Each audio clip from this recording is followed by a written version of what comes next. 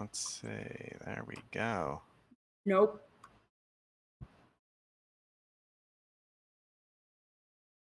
How about now? There we go. Now my auto's. Check.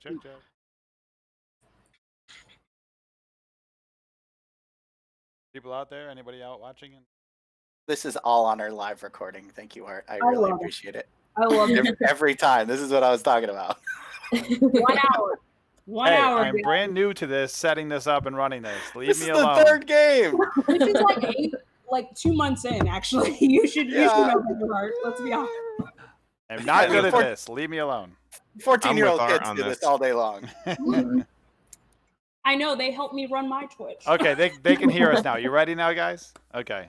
All right, everybody. Welcome to Riverbreak. We are back. Excuse the, my ineptitude at running this stream. I'm trying very hard.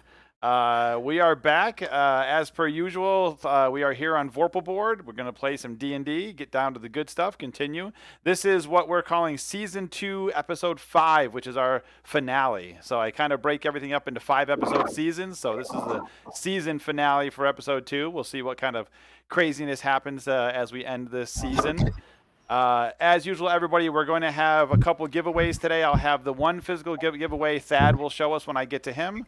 The other one is going to be, we are going to, hopefully if somebody rolls a natural 20 in the first half of the show, we're going to give away another digital copy of the Eberron Last War book on D&D Beyond to somebody. So keep your eyes open for that. And we'll go around. So Luca, tell us about you. Hi, my name is Breanna. You can find me on Instagram and on Twitter at Breanna Flaime. In this stream, I am playing Luca, the Way of the Drunken Master half-elf monk. Yay! And you're level 6 now, right? Yes, level 6. So all drunken master. All drunk all the time. Sweet. Okay. All right, and Muvera, who just put food in her mouth. Good job. You jerk. She's chewing her cud.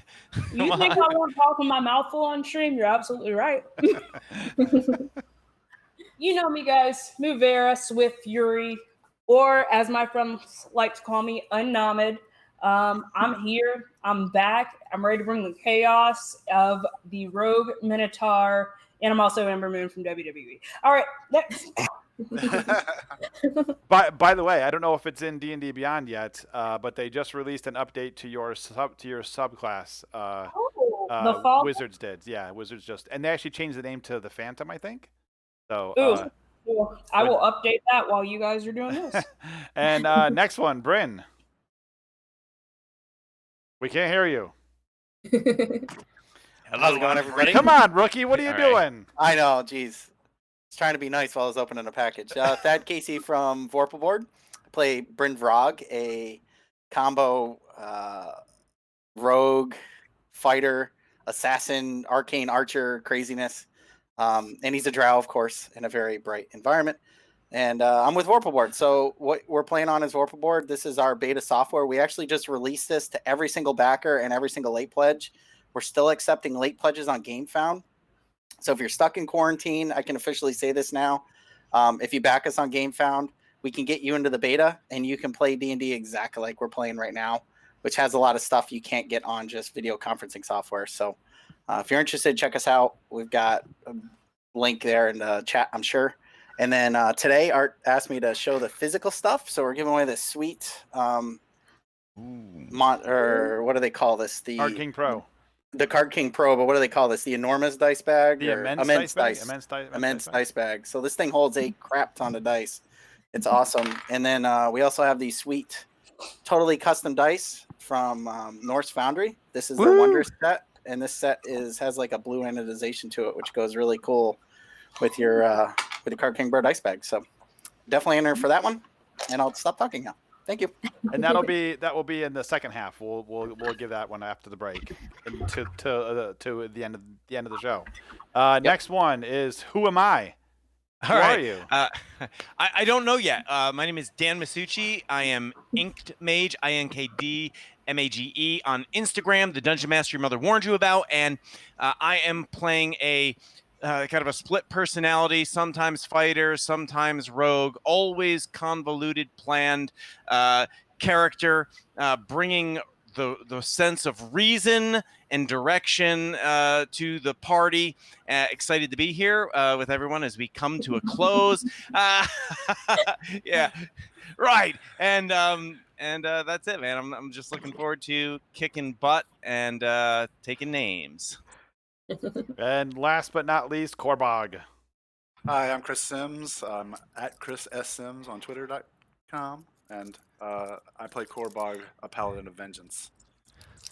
Vengeance. And he brings the hammer down. Yes, he does. He does.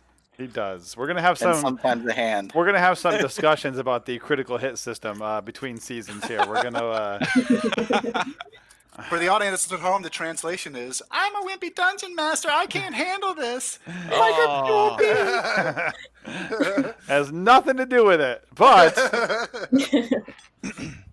paladins are OP. They're awesome. Okay, so we left off last game. You guys were in the catacomb system of the druids in the crush section of Riverbreak. You were you had met with the queen of the druids. You noticed that Kiasa and Riasa, the prince and the princess, were in there. They were staying there with the queen of the druids, even though the queen of the country was missing. And there was an attack by purple worms, which you guys handled quite well. And that's exactly where we left off, was right after the attack of the purple worms. So. Or that's where we stopped anyway. So that's where we'll pick up. So the attack of the purple worms is over. What would you guys like to do? I ceased concentrating on my reduce spell. Oh, there you go. That was great. by the way, that was killer. Well, so what would you guys like to do? You're in some of the earthen catacombs of the druids. The worms have been dispatched. Did we get Luca back up? I think I'm still unconscious. I would like to go over to Luca and start slapping her in the face. Look, I saved you. Look, like just nice, gentle, but Slap, no slapping. just How many failed like death you're trying saves? to hit the fly but miss against the wall. Like that's. You've got a soft touch. Yeah, Very yeah. soft. She's very subtle. Mhm. Yeah, I mean, you guys can eventually, you can wake Luca up, especially if you use some. Do we have some healing someone might want to use to wake Luca up?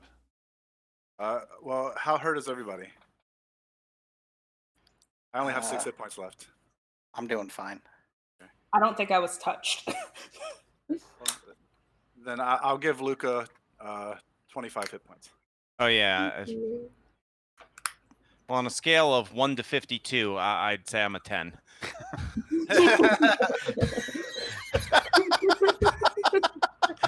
Which means on a scale of 1 to Subtle. 10, you aren't like even a 2. There's no meta here. All right. Well, should we take it? Should we take a break? Yeah, and you certainly will be able to. It's just a matter of getting Luca up at this point, so that way she's awake and able to talk and stuff. Sweet. Okay. That brought me back. Yep. Thank you, Korbog. Just so I could be a little bit better than Inked Mage there, I brought myself up to 11 out of 52. Oh. Oh my gosh. Slightly better. Okay, so you Turns guys it up are all to back 11. up. Yeah, turn it up to 11. And you guys are all back up now and able to move around and talk and all that kind of stuff. What would you like? That was disgusting. I mean, like I'll go up to Luca because she's probably got like slime and I'll just kind of like take a little bit from her hair and kind of throw it off, and then realize what I did, and then wipe it off on the ground. Oh yeah, for sure. Because if you guys remember, or those who were not watching last episode, which if you weren't, you should go back and watch it. Luca got swallowed by one of the worms, and it wasn't until Muvera did some Heimlich maneuver on her to pop her out of the worm's mouth, which she then vomited acid all over Korbog. So That's not bad. some people are kind of dirt. Some people are kind of messy and. We gross really right need now. somebody with prestidigitation in this party to just Yeah, you get this do. stuff off of us. You do. Yeah, we're gross. Well, maybe if somebody in your party actually casts spells, other than Korbog the paladin, maybe. You mean that witchcraft? That's witchcraft. Witchcraft, Not exactly. what you do, Corbog. You know? I'm fine with witchcraft. It doesn't matter to me. Well, see, Korbog, when you hit level 7, if you decide to take that alternate path, maybe you could get prestidigitation. Being able to clean gore off of myself is actually looking pretty attractive. Yeah, because you're a mess. You're a mess right now. Yeah. All right. So, what would you guys like to do now that you're all back up? I'm thinking a I trip really to the have to tavern. go through what we're supposed to be doing. I know we said, oh, yeah, we're supposed to go to that one city, right? And Yeah. We're supposed to go to the island. I'm about to yell at my cat. Just give me 1 second. I'm waiting for her to do something bad. But yeah, we're going to that one city. We got to go by boat to get to the city. You guys handle it from here while I'm just waiting to be like a parent. All right. I'm going to turn off my audio because it's going to be real Can we loud. ask the druids if this is normal?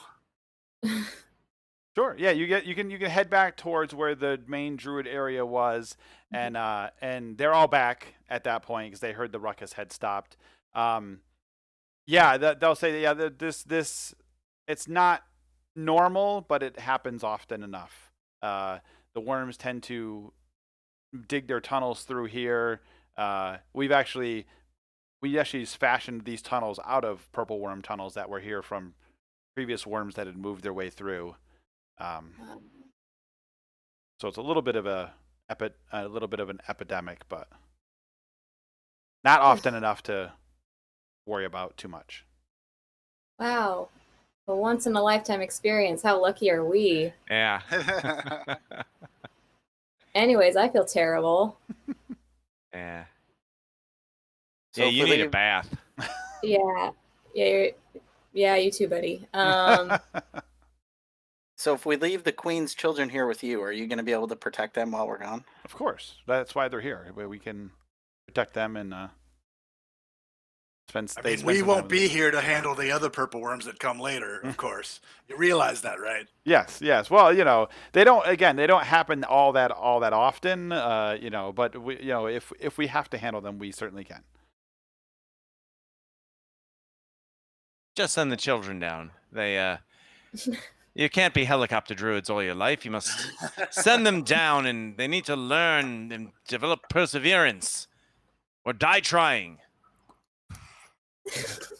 One of the children, actually, Riasa, will kind of be like, "Yeah, let us handle it." And he kind of like does a little, thing like this, and he kind of points at the wall, and like some magic flies out of his fingers and hits the wall. Spirit. I'll take care of it.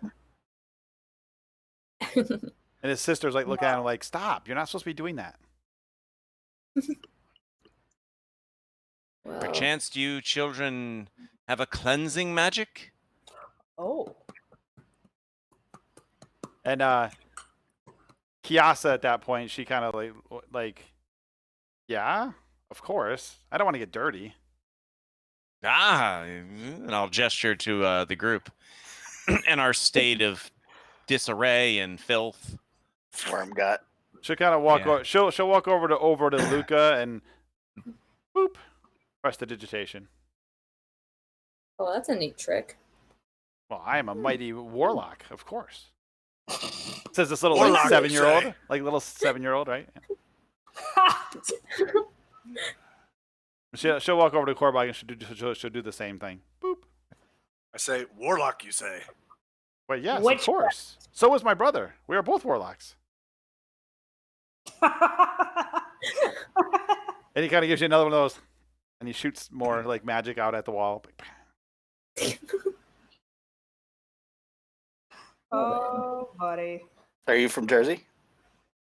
Oh, buddy. We come from a long line of warlocks. Our mom's a warlock. Our grandma was a monk. Grandma wasn't a warlock. Your grandma sounds pretty cool. So you're part monk on your grandmother's side. Right. She's like a I would quarter like monk. To, go to Calamir like really close because like we've been really gelling with these ideas. Yeah. And I'll remember, Calamar, I got an idea. All right, we're gonna find my labyrinth, right? And then we're gonna put Harry and Hermione in and get a basilisk, and then we get a 3-headed dog. We can totally do this, and then we'll write a play about their experience, right? They said they're mighty enough. Then, oh, you know what? We can have them play chess with we got to get Korbog to help. He can do the magic, move the chess pieces and stuff too. It's gonna be great. We could charge people a silver visit to watch. No. We have to charge them a gold because then we're gonna advertise it as a 7-part series, maybe 8-part series. That's what we're gonna do, right? True. Looking up the silence spell. It's gonna be gold.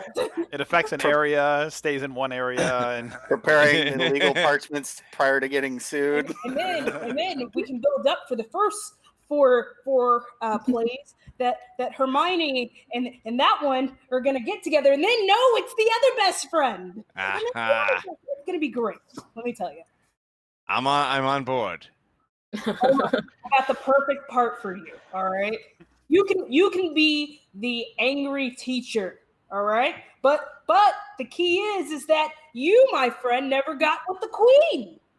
You never married because your love was too strong. It's gonna be great. I promise you. Someone needs to stop me because I will keep going for the rest of these movies. So she mentions marrying the queen, and you see some sort of realization come to my head, and I'm just thinking and why not? I'm of noble stock. It's not out of the question. Except the queen's married. So I was gonna say, yeah. Other than that, already married. Don't get any ideas. True. Well, that's why it works, because he doesn't end up with the queen who he loves so much. Right. That's you guys are not.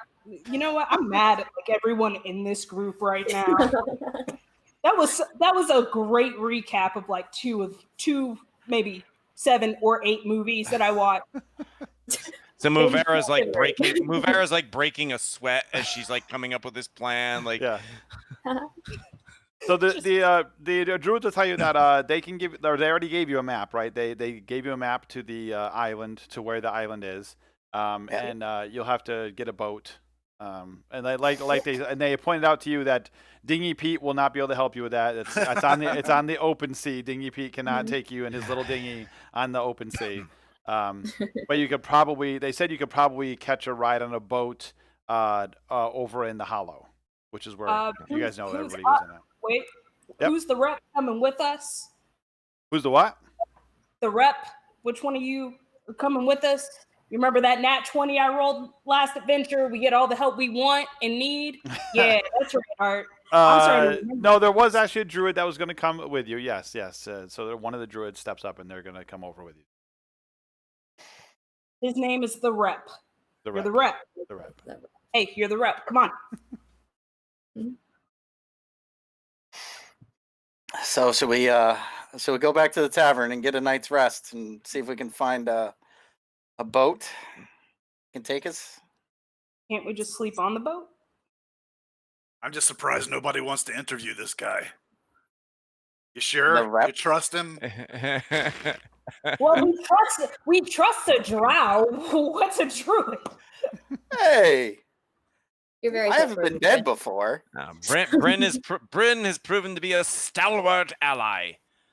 Technically, I died and I was resurrected, and whoever did that, praise be, But I'm here for a certain mission, and I don't know what that mission is, but I'm gonna find it, and then I'm gonna find my labyrinth because I already got my shovel. I pull out the shovel, shotgun shot, boom, it got big.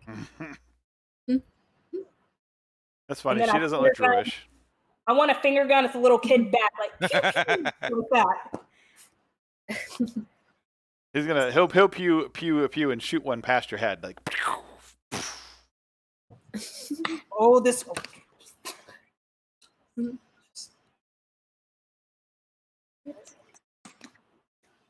Anyways, Korbog, were you wanting to interview this guy? Ask him some questions? No, I'm just surprised that nobody else does. Well, you know what? I'll step up and I'll just say we've had some trust issues in the past, and I should just warn you: we can be true allies, but at the first sign of treachery, your life will come to a conclusion. I didn't want to come in the first place. You guys wanted me to come with you. I can stay here. I'm fine with that. I don't want to go out on no water and to an island and deal with all that stuff. I can just stay here. Yeah. You see, I'm fine if if he stays here. The rep needs to come with us. I am not going to try to roll to navigate those waters. He knows how to get there. That's why we are bringing him. Well, I gave you a map. I mean, I don't know how to get there either. I've never been there. yes, We yes, were getting the rep. the Nope. captain should avail us just fine. That's what the ship's for. Like they have Nope. navigator people, The right? rep I'm not coming doing with that. Pick up the rep. Let's go. Wait, listen, wait. Huddle, and have you come over. And characteristically, like we normally do, our huddles are really loud so they Yeah. can hear every word. Yeah. And I'd be like, listen, this druid is going to suck up our resources. Spells, healing, potentially any items acquired. Let me cut you off there. We don't need him. That's it. Right? We don't need him. Agreed. Sorry, I got to yell at my cat. At this point, the druid guy is like, and he's kind of walked away. Just, guys, fodder. Okay, if we want to get rid of a magic user, that's totally fine. He could have died. We didn't need to heal him. It would be the noble thing to do, but it'd be more noble to make sure that we survive and are healed as we endeavor in this quest, embark on the great adventure. I volunteer as fodder. All right, I'm thirsty. I don't know about anybody else. I could use a beverage and a rest. I was Right. thirsty 3 hours ago. You wake up thirsty. This is true. All right, so you guys remember then you head back out of the little cave system where like the druids are. It goes back to this set of hexagonal shaped buildings that are up in the trees. This very complicated system with walkways and buildings, and it's slowly eventually works its way down to where you get to a ladder that's probably only like 10 feet above the ground, and you climb down a ladder and get back to the crush area of Riverbreak, and you know that there's docks right there that aren't far away that you can go to request a boat over to the Hollow. I say we find a boat that can head out first thing tomorrow morning on the best tide. It's fair. Sounds Cannot. good to me. Fared. Cool. You guys gonna head down to the docks there? Yeah, they're on the way, right? Yeah, well, you have to go to the docks to get over to the Hollow. Remember, if we go to position 2 here, if you remember here, so you guys are over in this area where all these are. There's the docks here that take you over to here, which is over to the Hollow, which is where all the bigger ships come in here. These could accommodate like a bigger ship. They're big enough for that, but mostly these docks here are just full of dinghies.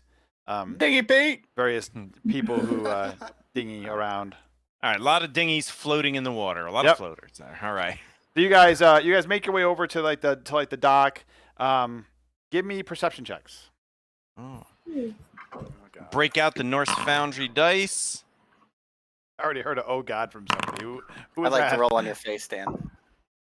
That was me. Okay. 14. 22. 21. Okay. Chris, are you trying the dice on the D&D Beyond? Oh no, you're gonna roll it here. That's a 19, I think. Okay. Yeah, you all good enough. So you guys all notice when you get there, a very familiar face at like the end of the dock. You see Dingy Pete way at the end of the dock. He well, hang on. Does he notice you guys? Is the question. He does not seem to notice you guys. However, somebody else has taken notice that you guys are coming, and that Dingy Pete is not paying any attention. And this guy, a younger gentleman, probably in his like 20s, he kind of starts strolling down the dock. He gets about halfway down the dock, and you notice that Dingy Pete notices he's headed towards you, and so Dingy Pete starts coming down the dock as well. The guy gets up to you and is like, "Hello, ladies and gents. My name is Dingy Paul. And he just about gets Dingy Paul out, and Dingy Pete walks up and goes, "Shut up, they're mine!" And he pushes him in the water, and off Paul goes in the water. Stop taking my name. Howdy, friends. Dingy Pete here. You need a boat? Forsooth. Of course, I got the perfect boat down here for you. Where are we going today? Right? What's that? It's the same dinghy, right? It's the same dinghy, yeah. Of course, I've got the longest, hardest, woodest dinghy in all of the land. The surest.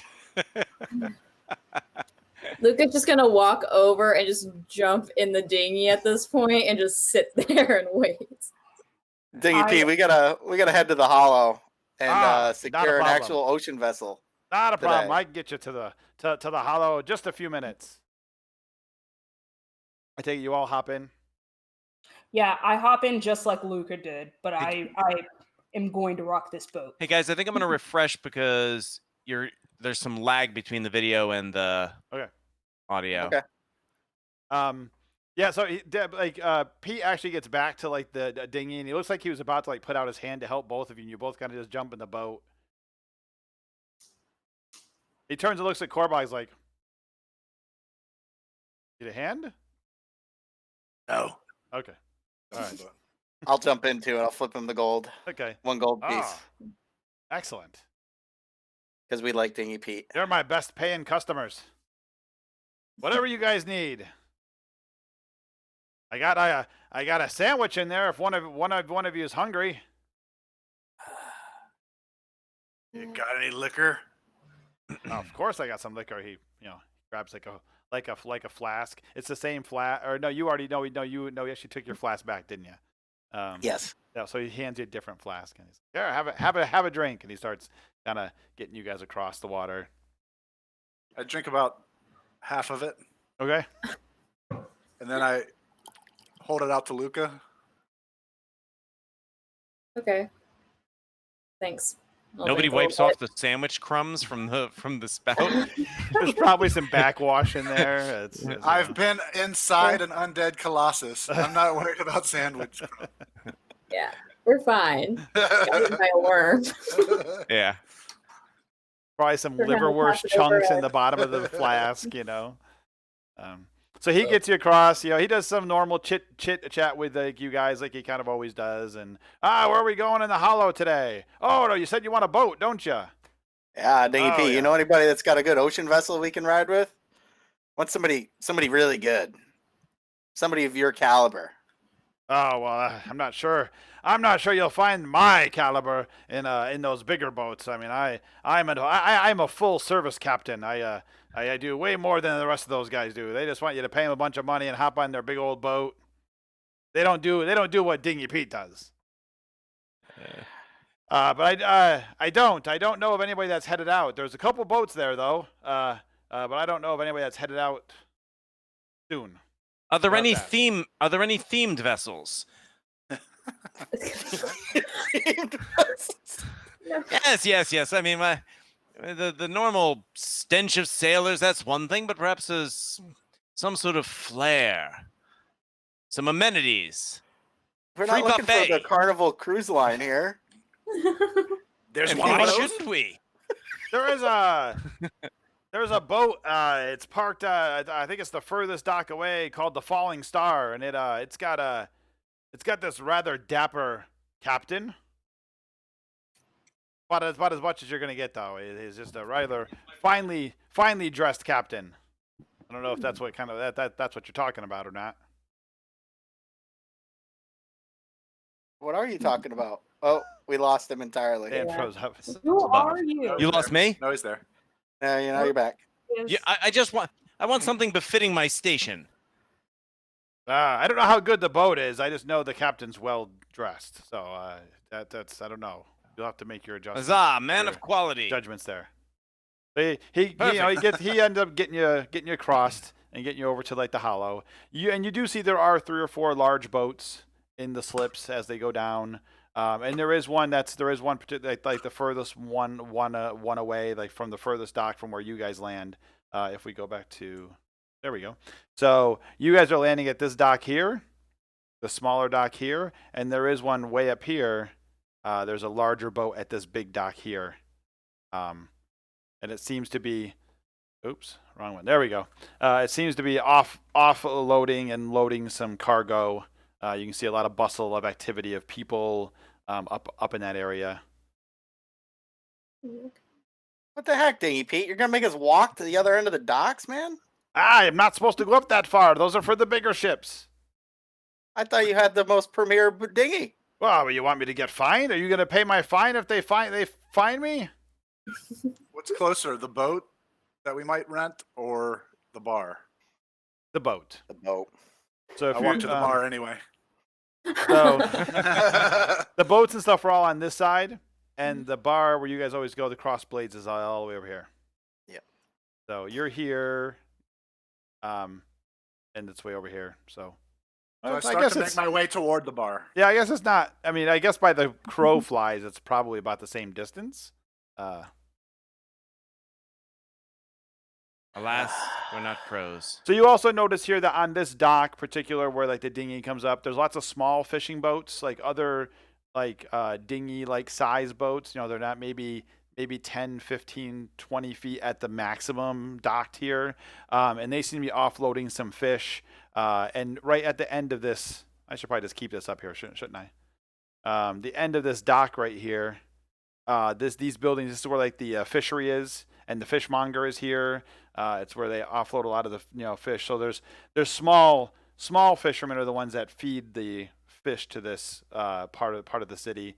So lots of activity happening here with people bringing off barrels of fish and carrying. So it's kind of stinky. It's very fishy smelling here as people are loading things into this whole area here, like the fishmonger, and there's like a market and like a fishmonger here.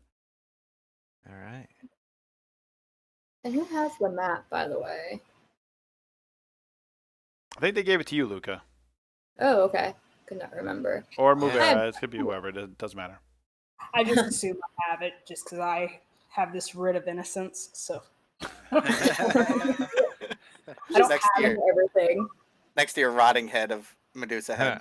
We should actually make you a prop, Ember, that you could have the writ of innocence and just scroll it out when you want to show it to the screen. I wish I had. I have scrolls upstairs. I just can't go upstairs right now. So yeah. So what? So Korbog seems to start heading towards the inn, opposite direction of the boats. Ah, man. Let's go to the inn and rest up. We always seem to keep going and going and going and get ourselves in trouble.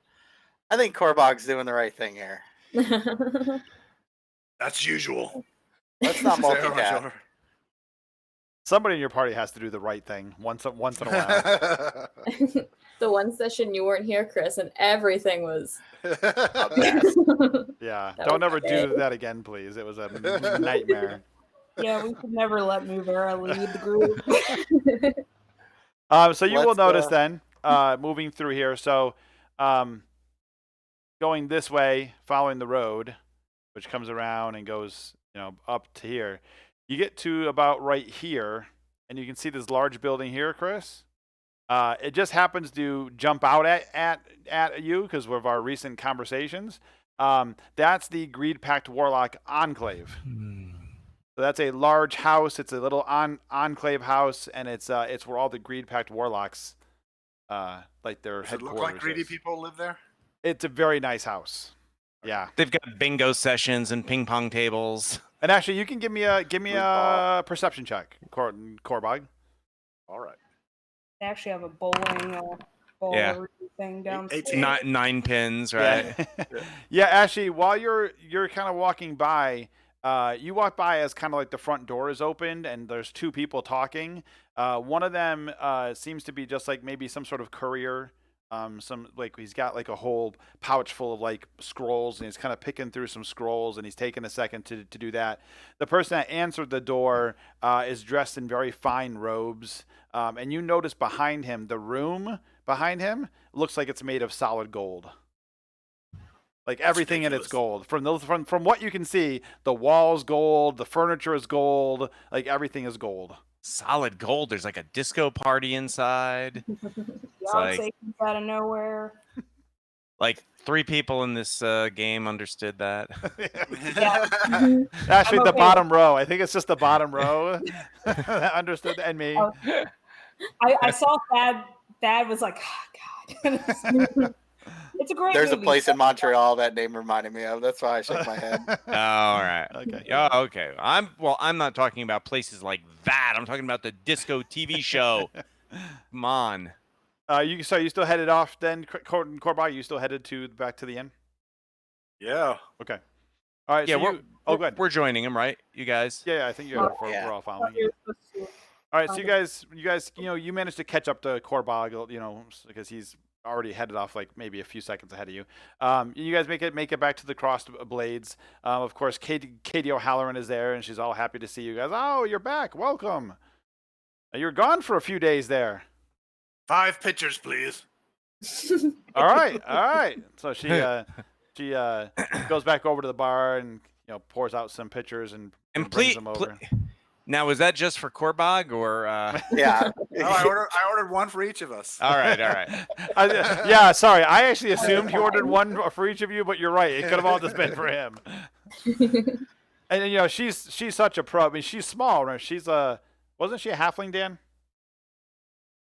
Katie No, Katie was human. human. Yeah, so Katie, And she comes out with like her hand through. She's got like 3 pitchers in one hand and 2 pitchers in the other, and she's walking out. Obviously has been doing this for a very long time. Slides them on the table to you. She kind of pulls out of like a back pocket. She's got a bunch of glasses she sets down, like stacked on top of each other, sets them on the table. I don't know if you wanted glasses or not, if you're just drinking out of the pitcher. How's everything going? You guys good? Good. Katie, Yeah. what's the story of those blades? There must be a tale behind it. That's what happens when your players know your NPCs. Yeah, that's what happens when Dan and I write the NPCs together. Everybody give me an insight check. Let's see. Come on. Ooh. -1.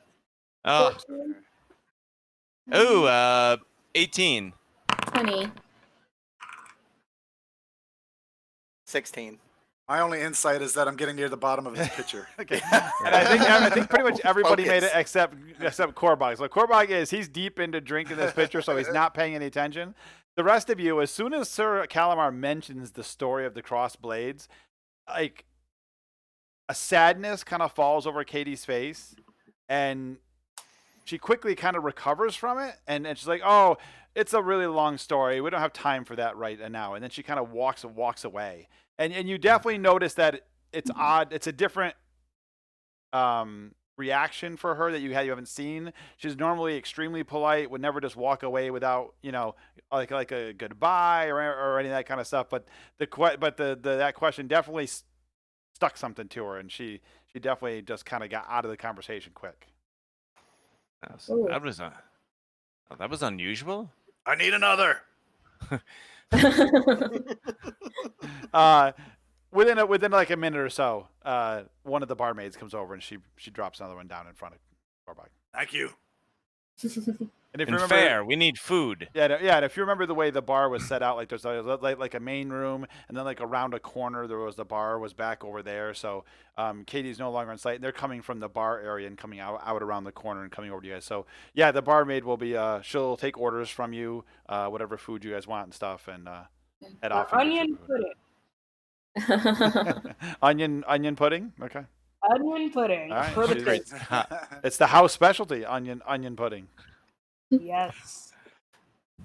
I mean, it is now. Now that we've come up with this, it's the house specialty, onion pudding. So what time of day is it, Art? You're late afternoon.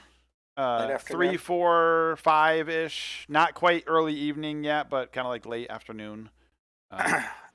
So I want to go up to KDO and ask her a quick question. Okay. Perfect.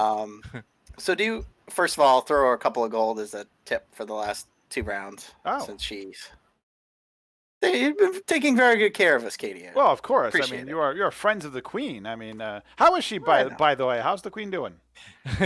Oh, she's doing quite well. Her and her children are over taking a little rest away from all the action. Give me a deception check. Fucker. You might say she's taking a rest from the primaterial plane. +2, 13. She okay. That's the story you're gonna go with. All right. So It's What kind can I of do a, for well, let's just put it this way. It's a long story, just like the history of the crossplay. oh. Hang on Cutting a her to the minute. quick.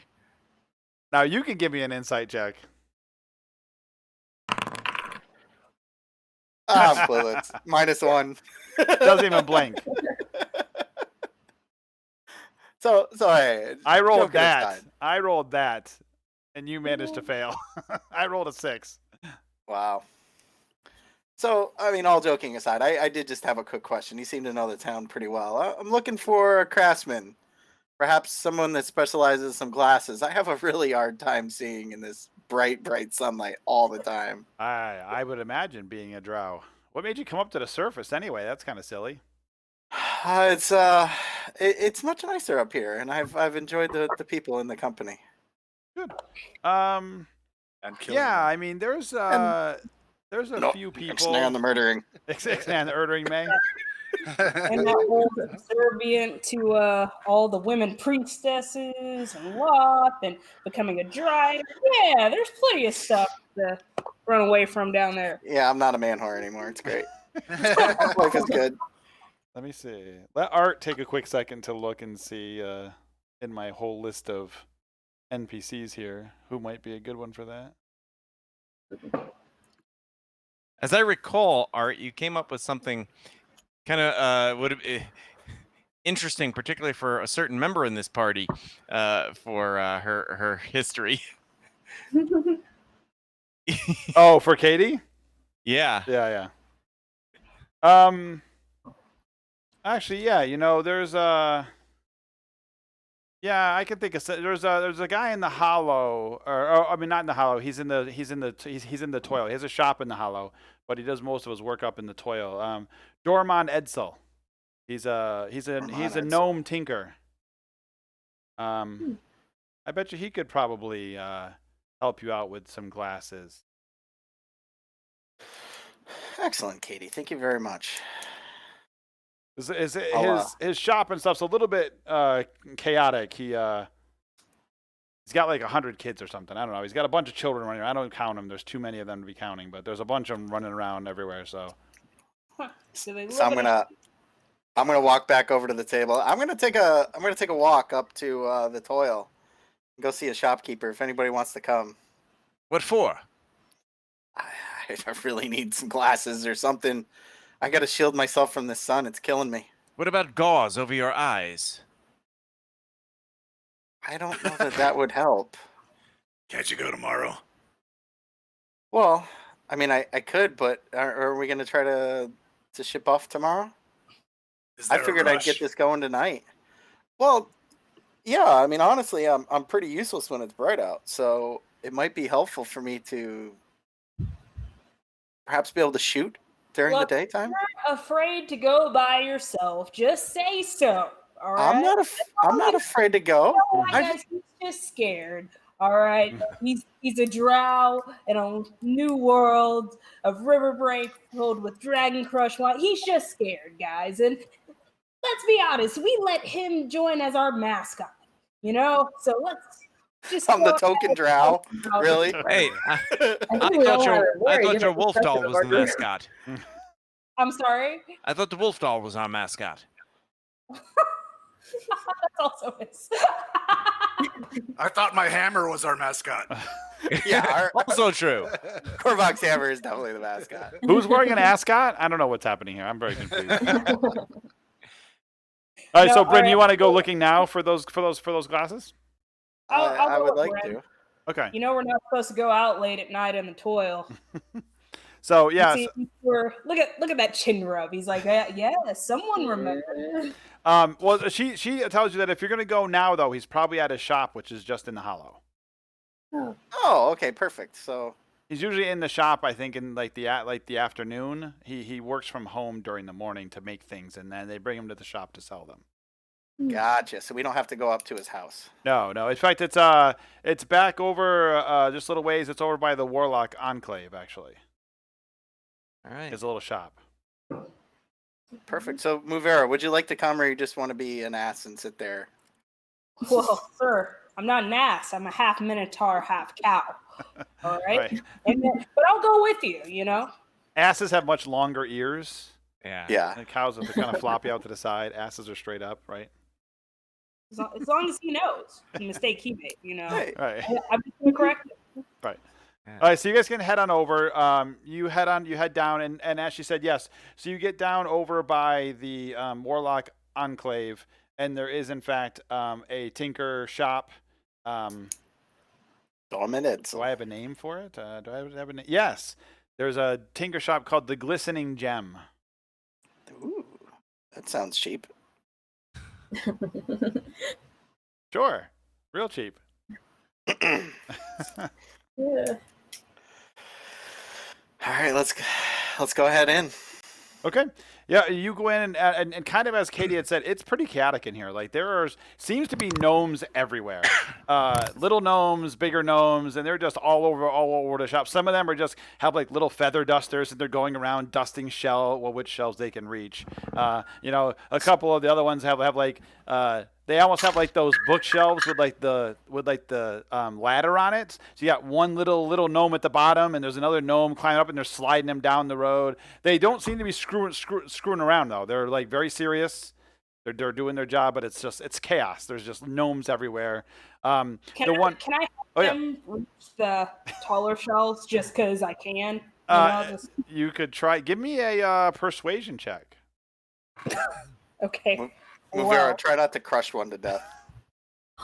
Drop them. I'm trying. Yeah. Stomp on one accidentally. I mean, You're dropping a baby on its I'm head. actually good persuasion. Yeah. I don't know how. bull in a china shop. Oh, there you go. Yeah. So. Hey, nat 20. Yeah. Ooh, Oh, nat nat 20. 20. Oh. All right, let's do our giveaway. You want me to start it? Oh wait, you have to start it. I have to start it. Don't be taking my job away from me. You have to start it. I got one job, Thad.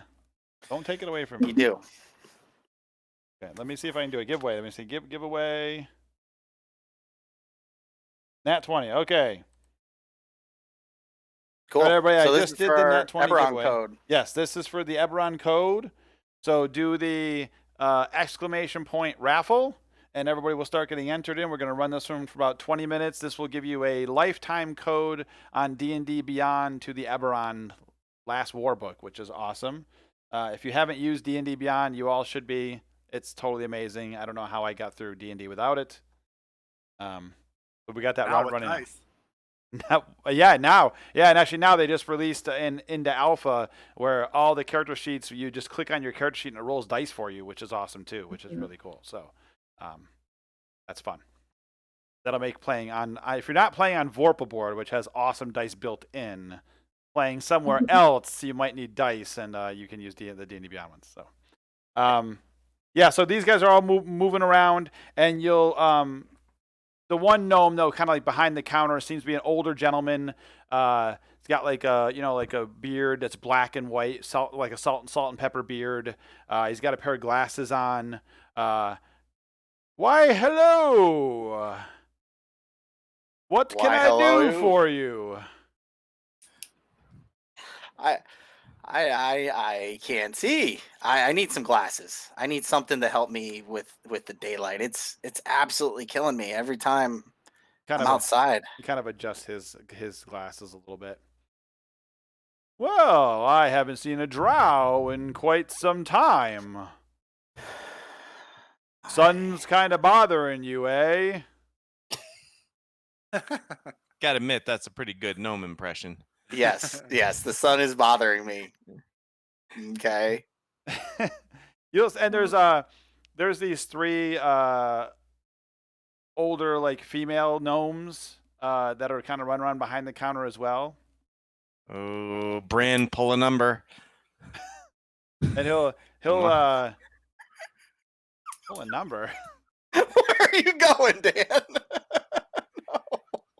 Hello, ladies. Telling you to get them digits. Yeah. Oh, get the digits. I gotcha. Okay. I know. I'm As a thinking drow, counter. You're behind a counter. Get a number to see who's next. That's what I was very confused. No, I'm saying get some digits. Like yo. at the deli counter, you know. That's what I was thinking too. Pull some digits. I was like, I need to take a number. Hey, Bryn, give me a perception check. Tell me how long I've been married. 16. Okay. You'll notice he's kind of moving around behind the counter. He's moving past the ladies. Actually, and give me a insight check as well. 4. So Awesome. yeah. You'll so he's moving past the ladies. You notice that he's got like a wedding ring on, right? All 3 ladies also have a wedding ring on, which looks very similar to his. And he seems very comfortable with all of them. Like, you know, he moves past one. He's got like his hand on her shoulder, or his hand on like her back, and he moves past, you know, to like get past behind the counter. So the 4 of them all seem very comfortable. He goes Do all the little gnomes look like they're part of his lineage too? Most definitely, yeah. They look like they all probably are from his lineage.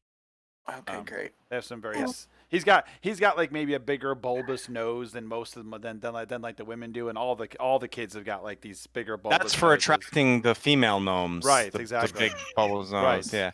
And you know, when you blow your nose as a gnome, music comes out and you know attracts the females. You know, that kind of thing. The females can hear it from miles away. They come exactly. burrowing. And there's just a quick look. There's 17 children in here. So there are 17 little little younger gnomes of various ages running around doing their thing. And him and the 3 women. How many do I have on me right now? As I'm like just lifting them, like putting them on my horns. Yeah, you probably got a couple of them. You probably got a couple of them on you. You're an amusement park ride at this point. Yeah, you're an amusement park ride. Like a jungle gym. You will notice, however, that one of the women is like watching you closely. Like she's kind of like just making sure the kids are okay and everything, like watching over them. He goes down to the other end. He's like, I think I got something here, and he goes down. He's flipping through some, you know, on the shelf and opening some boxes. And where did I put that? Oh, here it is. And he grabs a box and he comes working his way back down to the thing. Here you go. This is for you, if you've got the money, of course. And he pops it open, and there's this pair of goggles, and they have like a black lens in the goggle. I can't see through that. Almost like maybe it's like a black diamond or something, but some sort of black, semi-transparent lens. Wasn't that like what was his name? Giovanni Ribisi? Look into the black diamond or something from The Gift. Did you ever see The Gift? No. It's a disturbing part. Watch that movie. All right. Then you'll know what I mean. Then my reference will be like Crystal gangbusters. clear. You'll think back and you'll be like, I've got to go back and rewatch that episode so I can just really enjoy that comment. Then your reference will be about as clear as those goggles are. Yeah. Well, I think like they're the goggles from like I don't know if you guys have seen this movie, The Chronicles of Riddick, because Yes. Yes. Yeah, that's more what I'm thinking. Almost like some I'm talking steampunk, about. like steampunk kind of goggles, like two round circles Yeah. with a thing in the middle going to the back. Yeah, with these black lenses. Yeah. And then that's exactly what it is. but it's got like one of those things from The Jerk that holds it on so they don't slip The down. OptiGrab. What do you mean? And you'll ultimately become cross-eyed, but you'll be able to see in the daylight.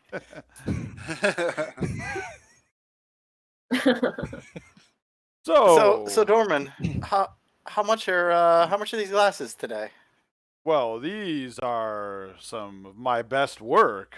Some fine craftsmanship here at the Glistening Sure. Gem.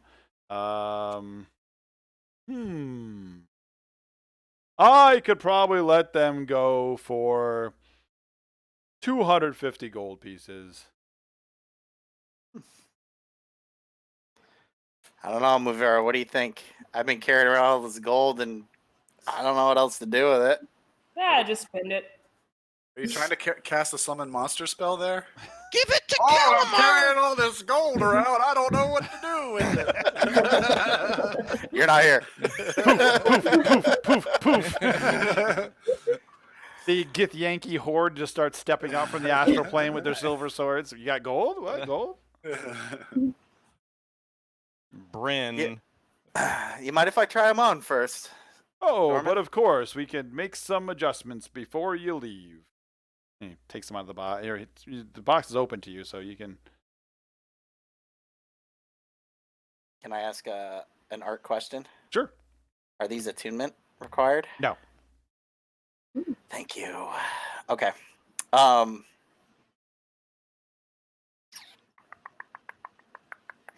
don't know. You think it's all right, Movera? Think anybody will mind? I don't care. Oh, that. Oh, wait, apparently you're carrying the spending party gold. treasure? I'll note that Korbog already said that he was fine with his share. Yeah. being spent. We're Okay. pretty okay with you being able to see and be a functional part of the team. I think that's okay. Well, I mean, so- I do think that I helped clean, so maybe 200 is a good bargaining price.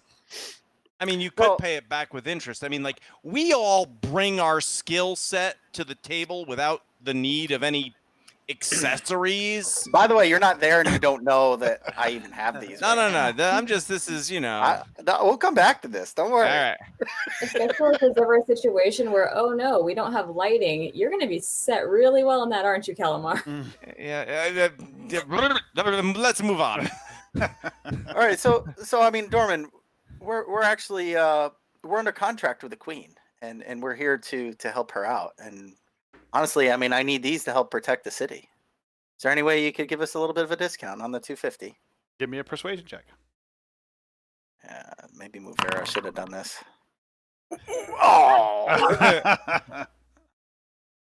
Persuasion. Well, actually, you can roll and add Movera's bonus, because Movera can also roll, because she can be assisting you. She is doing a kind thing for him and helping him, so she can assist I have you. a +5. Okay, I have a -1, So so you're plus, so you get her +5. all right, so 15. 19. The dream team. Okay. So yeah, exactly. Especially if she's the one assisting, that totally helps up counterbalance it. Yeah. So that's a good point. And your large friend over there has been so helpful with my kids. Turn around like I'm like just swinging my horns like it's a merry-go-round. There's like Gnomes hanging off of it. That's what's going on behind you. I could probably come down to about 225. I think that's a fine deal, sir. And try them on, and we'll adjust them right now to make sure they fit. Perfect. I'll give him the 225. Okay. I think that's fair. You give him the 225, and you start putting them on. He quickly moves like something behind the counter, and he climbs right up on the counter. Gets right up on top of the counter, so he's standing on the counter because you're pretty tall. Ember, grab your spray bottle and spritz him fast. Stick on the couch. Get off there. And he starts kind of like adjusting them on your face. And how do they feel? I feel like I have something on my face. These things are odd. Let's hang on. Let's adjust a little bit. And he kind of reaches down and grabs like some little tinker tools, and he's like while they're still attached to your face, he's got like a little hammer, and he starts like dink dink dink, and you hear like bouncing your head. Are these things like giant Coke bottles on my face? No, Or they're are not. I they- mean, they're only probably about that thick. Okay. That far from your eye. I mean, they don't go out too much further than like normal glasses would on somebody, but it's just that they are a goggle, so they're like a round cylinder like on your eyeball. Thad, pay the extra coin and get the smudge resistant ones, so you're not always like wiping your cloak on them, to get them clean. Treat yourself. Little windshield wipers. Yeah. Also get the no touch cleaner so you don't have to put your hand like it's just like tweezers and you just go in right there. It's got like a button on the side that casts prestidigitation on just the glasses. Get them like Elton John, so you've got rhinestones and stuff around them, and so he tinkers with it a little bit, and he adjusts like the width of the distance between them, and adjusts the strap a little bit. There you go. I think that should probably do. Perfect. Can I take them outside now? Yeah, that's what they're for, right? Yes, thank you. I'd like to try them out. So if these don't work for me, can I? If you Is need there any kind of adjustments, return just come policy? back. Oh, they'll work. Adjustments. Don't worry. They'll work. This is an awful lot of money. but I okay. stand behind my work 100%. All right, so sweet. Thank you, sir. Sir You're Dorman. welcome. Oh, children, leave the big one alone. Your voice is killing me. I'm just completely at a loss on how to respond to that. And the kids kind of all like climb down off of move. They're like, "Hi, thank you." Bye. I'll see you next time. All right, sweet. So these glasses, what are they called, Art? Well, We'll do a custom. yeah, I'll figure something out for it. I'll give them a good name and give them to you. Okay, cool. Give me 1 second, guys. I gotta grab my groceries real quick. Yeah. Mhm. So you guys can head back, and yeah, that they seem to be working great. Like you maybe lose a little bit of peripheral vision, but not enough that gives you any sort of penalty or anything. But yeah, they are nice and they're very, very clear. You don't just quick looking through them. You don't see any sort of warping or anything. Like they're very well made. Sweet. Whatever crystal or diamond, whatever it's made out of, and it does. It's a nice dark sunglasses basically that protect you from the sun. You can see much better from the sun. And like normal plural. Normal sunglasses, I would just slide them up if I'm in the dark. And yeah, you could just bring them down. Right up. Cool. Sweet. I've never seen the world this way. What's that? He's never seen the world that way. Yeah, totally different now. He's like, oh, I don't care if there's 28 suns up there now. Okay, so you guys, you head your way back to the crossed blades, and you meet up with the rest of the party. Yeah, Vera, good job not stomping on any of them. That was excellent. These backhanded compliments. It's fine. I expect no less from our mascot. You so skillfully didn't trounce on them with your big clumsy hooves. We should go. When have I ever been clumsy? You did just kill someone with your hoof the other day. You stomped on his head. That was on purpose. That's a good point. Wasn't an accidental trampling. Yeah, I did it once, and I left the hoof print, so they knew. All right, so you guys make it back to the cross blades. Anything else special you want to do for the evening besides eat and have some drink and be merry? Sleep. Nope. Other than a long rest. Okay. All right, so you guys can get a long rest in. Morning breaks. You guys get up and they're already up cooking breakfast and stuff, so you guys can get some breakfast and all of that right while you're at the crossed blades.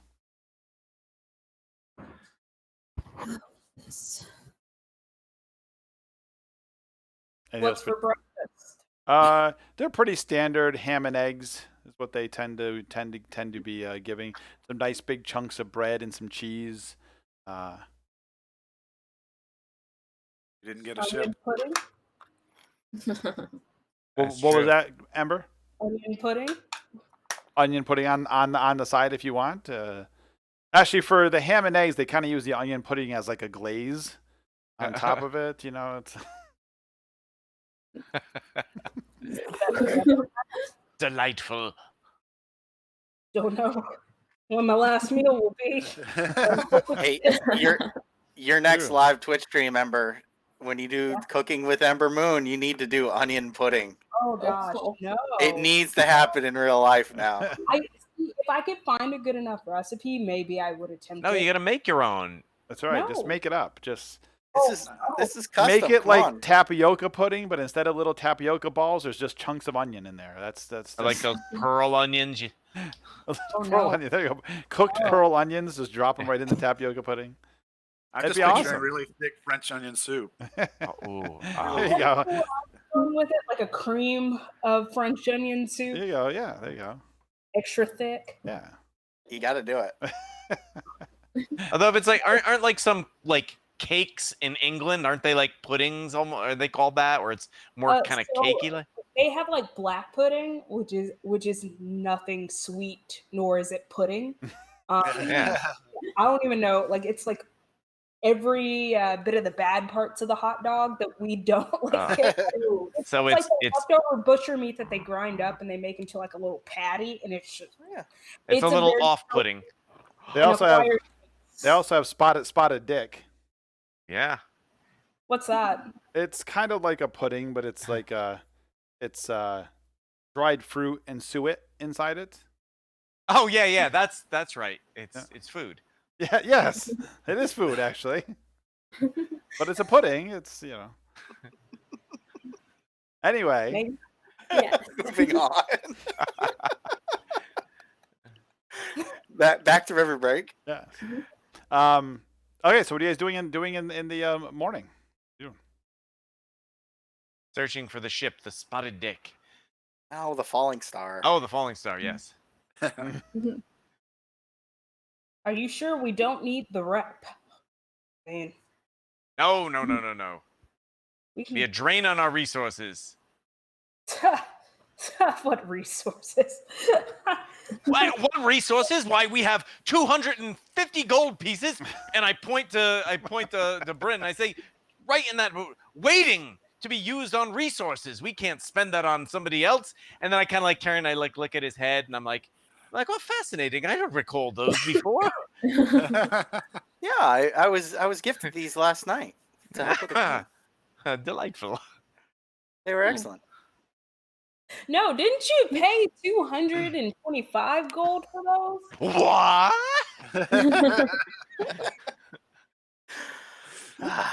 Muvera. What? Yes, I had to buy these. I mean, But you gotta buy I did the math. It's less than 1/5 of our total party gold. So There's like an IOU in the bag. I'm like, oh man. I had something funnier, but Muvera threw me under the bus already. Yes, I had to buy the glasses. Calamar, I can't see anything. I miss half of my shots. Yeah, that's true. I've often felt like you could do a better job. Calamar. It was for the better good of the party that the mascot be a functional party member. The greater good. We can't just have him hold a bow and not be able to shoot it or hit anything. That would look bad on us. Yeah, he's not our trophy drow. He has to actually perform. Perform for us! Yes. Okay, so you guys I'm travel gonna walk across away. the I'm hollow. moving on. You guys travel across the hollow, and see, do I have it up? Where's my map? Where's my map? Korbog says to Bryn, Wait. "You realize you don't have to take this." What am I supposed to do otherwise? I found that a very swift slap across the cheek sometimes works. You only sometimes have to use your divine smite with that. I don't think I want to pick a fight with the cow. Sir Calamar, though, I don't know. Maybe I guess. He is kind of a dandy. You might be able to take him. Muvero would definitely kick my butt. You guys make your way down the main street here in the hollow and down here to the dock area, and you do see there are 4 large ships docked in this area. What would you like to do? Well, it was described the falling star was the furthest one from where They did. we'd Yeah, it's do the it. north Wanna end. go check out that one then. Make sure we have enough coinage now to procure passage. Sir Calamar, we're doing just fine on coinage.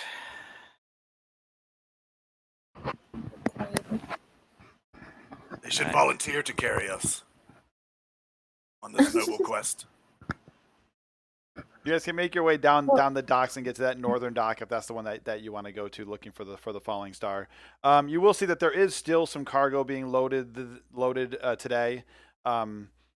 Various races of people, shipmates, loading cargo, moving across the deck. There's all sorts of various people, and everybody can give me a perception check.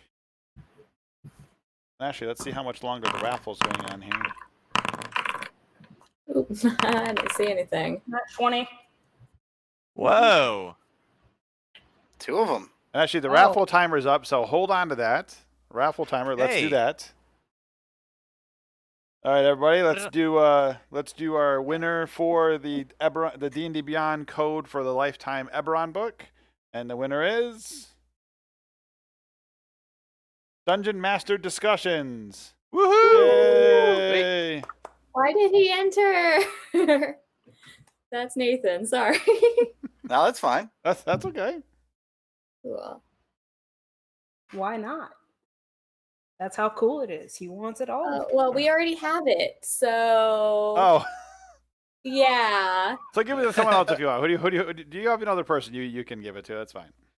Oh, okay. Yeah, we'll find someone else. All right. I'll get to the players. All right. So yeah. So you get and so Ember specifically with her natural 20, you do notice there is this large hobgoblin who seems to be in charge. Like he's directing people around. He's very well dressed. He has on like, let me see, what is his a tuxedo? Look like? No, but he's got like kind of like this, like a big cape on his back. Quite dapper. Quite the tricorn hat and everything on. So he's got like this. He's got like this, nice green outfit on with this like greenish yellow cape, a tricorn hat, and he seems to be directing people here and there. Very angry looking gentleman. Very, got this very scowlish look on his face. That on board the ship? He's on the deck of the ship, like directing people around and such. There are various other people on the docks helping to carry stuff up to the ship and that sort of thing. Is it like sort of like ship finery, or he's like dressed? Even better than what you'd think he'd be wearing on the ship. Like maybe this is like his going to Sunday duds kind of a thing. Like maybe he was off the boat doing other things or something. It's very nicely made clothing. All right. And a hobgoblin, you say? Hobgoblin, yes. I walk right up to him. Okay, so you kind of start walking up the plank up to the ship. He does catch notice of you actually, and he comes over towards the end of the plank to kind of greet you as you get to the end of the ship. Cool. Why, hello. How are you? What can I do for you? We're here for passage to Luca. Luca, hand me the thing. I'll hand her the map. And I open it up, and then like I try to pin it under my chin and just point to the X as I'm like, this right here. This is where we're trying to go. Oh, really? That's very interesting. What an odd spot to be going. What are you going there for? Well, what had happened is that it all started when we went into these woods, and there were these Really, it's none of your business why we're going there. We just like to book passage there. Oh, aren't you such a large gentleman? And where are my manners? So poor of me. Greetings, my name is Sir Relius Fontenoy. I am the captain of this fine vessel. When are you looking to leave for this? Now? Oh, well, I can't quite accommodate now, but we should be, as he kind of starts looking like down at the dock and stuff, within an hour or so, we should be able to leave and head off to your endeavor. I mean, I'm not stopping at the island per se, but I could stop long enough to let you off to the island. I'm going elsewhere. Cool. How do we get back? Oh, well, I'm not sure how you would get back. I mean, if, let's see, he starts to kind of think for a second. I should be back in this area in about a week or so. I could stop by and see if you're still there. He's gonna leave us to die. Uh-huh. It's so funny. Oh gosh, it's great. It's So so- can we have one of our quiet little side huddles? why do we need a quiet huddle? It's hilarious. We don't know how long we're actually going to be on there. As soon as we step foot, it could be years before they come back. We'll be all right. Wait. Wasn't the prophecy something about years? Yes. And Oh dear. I get on the it's So, and actually, in all seriousness, I want to drag everybody off the boat so we can actually have a private conversation. Okay.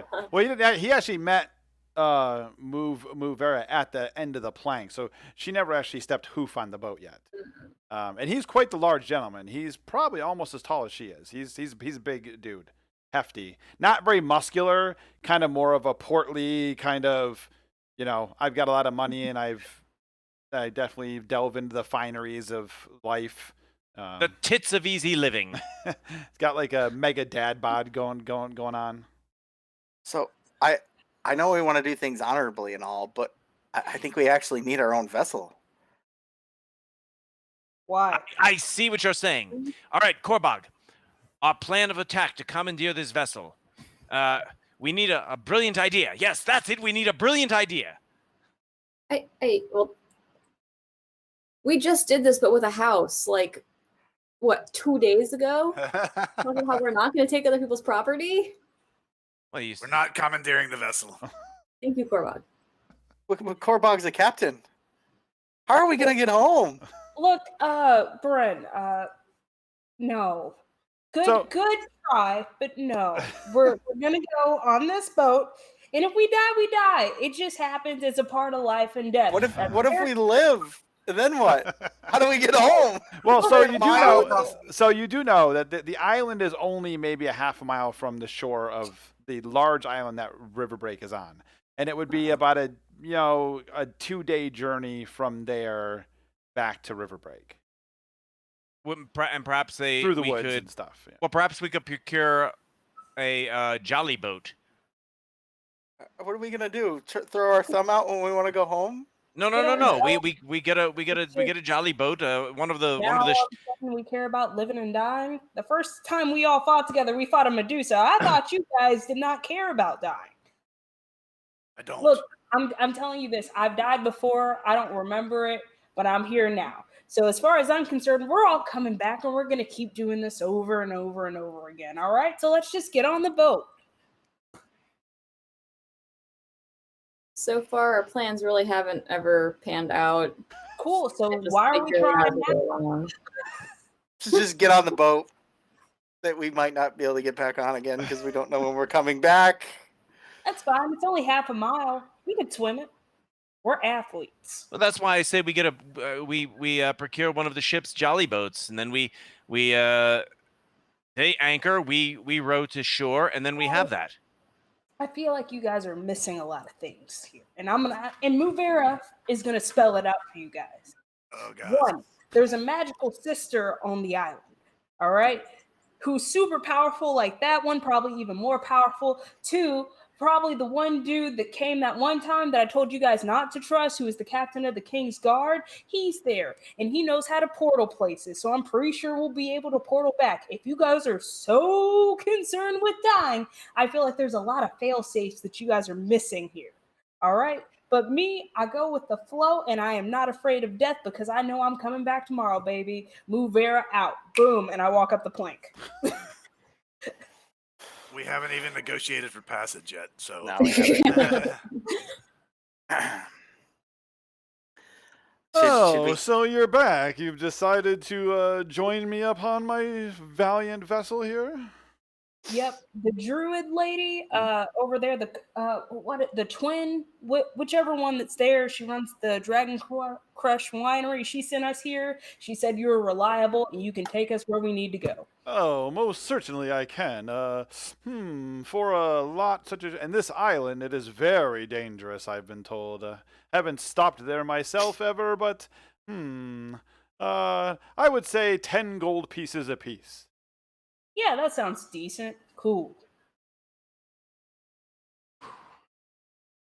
Does that seem like a fair price? Yeah, I mean it doesn't sound terrible. I mean, it's a short journey, so maybe it's a little high for a short journey. But he did throw in there like he feels like it's going to be dangerous, so you figure he's probably charging a little bit extra for possible danger. Makes sense. So for that 50 gold, could we borrow a jolly boat for while we're on the island? Well, yes, I assume I could spare one of them. Hopefully we don't need it later, but yeah, I could spare one jolly boat or small dinghy, you might say, to get you from my boat to the island. Of course, yes. Cool. Okay, excellent. Hold on. For 10 gold pieces apiece, we get a share of the rations, including the alcohol. Ooh.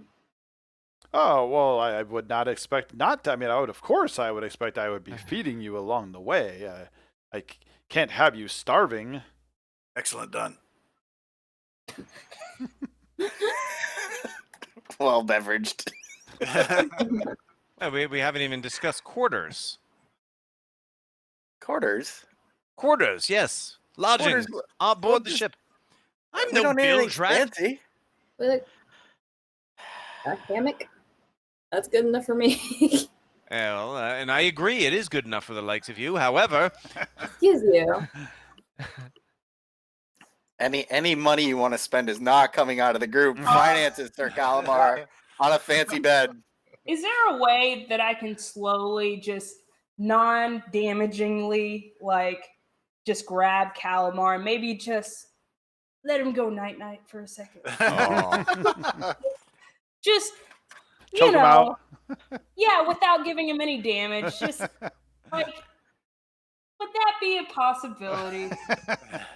viewers, do you see what I have to put up with? I try and share my wealth of information and plans, and next thing you know, they're trying to They don't appreciate it at all. put me in a sleep hole. You haven't been coined the mascot. This is like the A team. We got to knock out Calamar to get him onto a boat. Yeah. Yo, fool! I'm not going on no ship. Hey, listen, that's pretty good, Mr. T. That's pretty good. If he V8 wants a better Baracus. quarters, what quarters are they going to give us? What quarters is he going to give us? You think you're probably down in the common hold. This doesn't from the outside. The ship doesn't look like it has lots of fancy hold areas, fancy quarters. What about the captain or first mate's quarters? Sir Funkelroy. That was your name, correct? Fontenoy, yes. Relius Fontenoy. You go this shoulder. You just hug it. I've got quite a bit of tension back here. Just that knot. Yes, massage that knot. Just Corval. And that's what I assume. I assume you're loving up on me. I'm in front of you. Yes. Here. Oh, I'll slip my hands around your waist. Are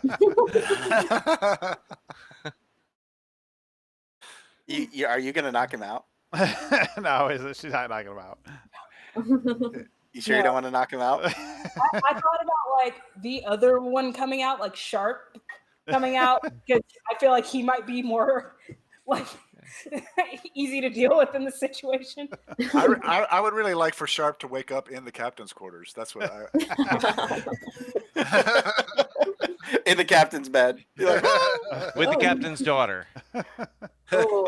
Or the captain, whichever one. Yeah. They don't have a song about that, though. We don't have a bard to make one. Yeah. I don't know. It depends on what you wake up to. Bless you. Did All right, anybody so you see guys Cabin can- Boy with Chris Elliott? Yeah. Yeah.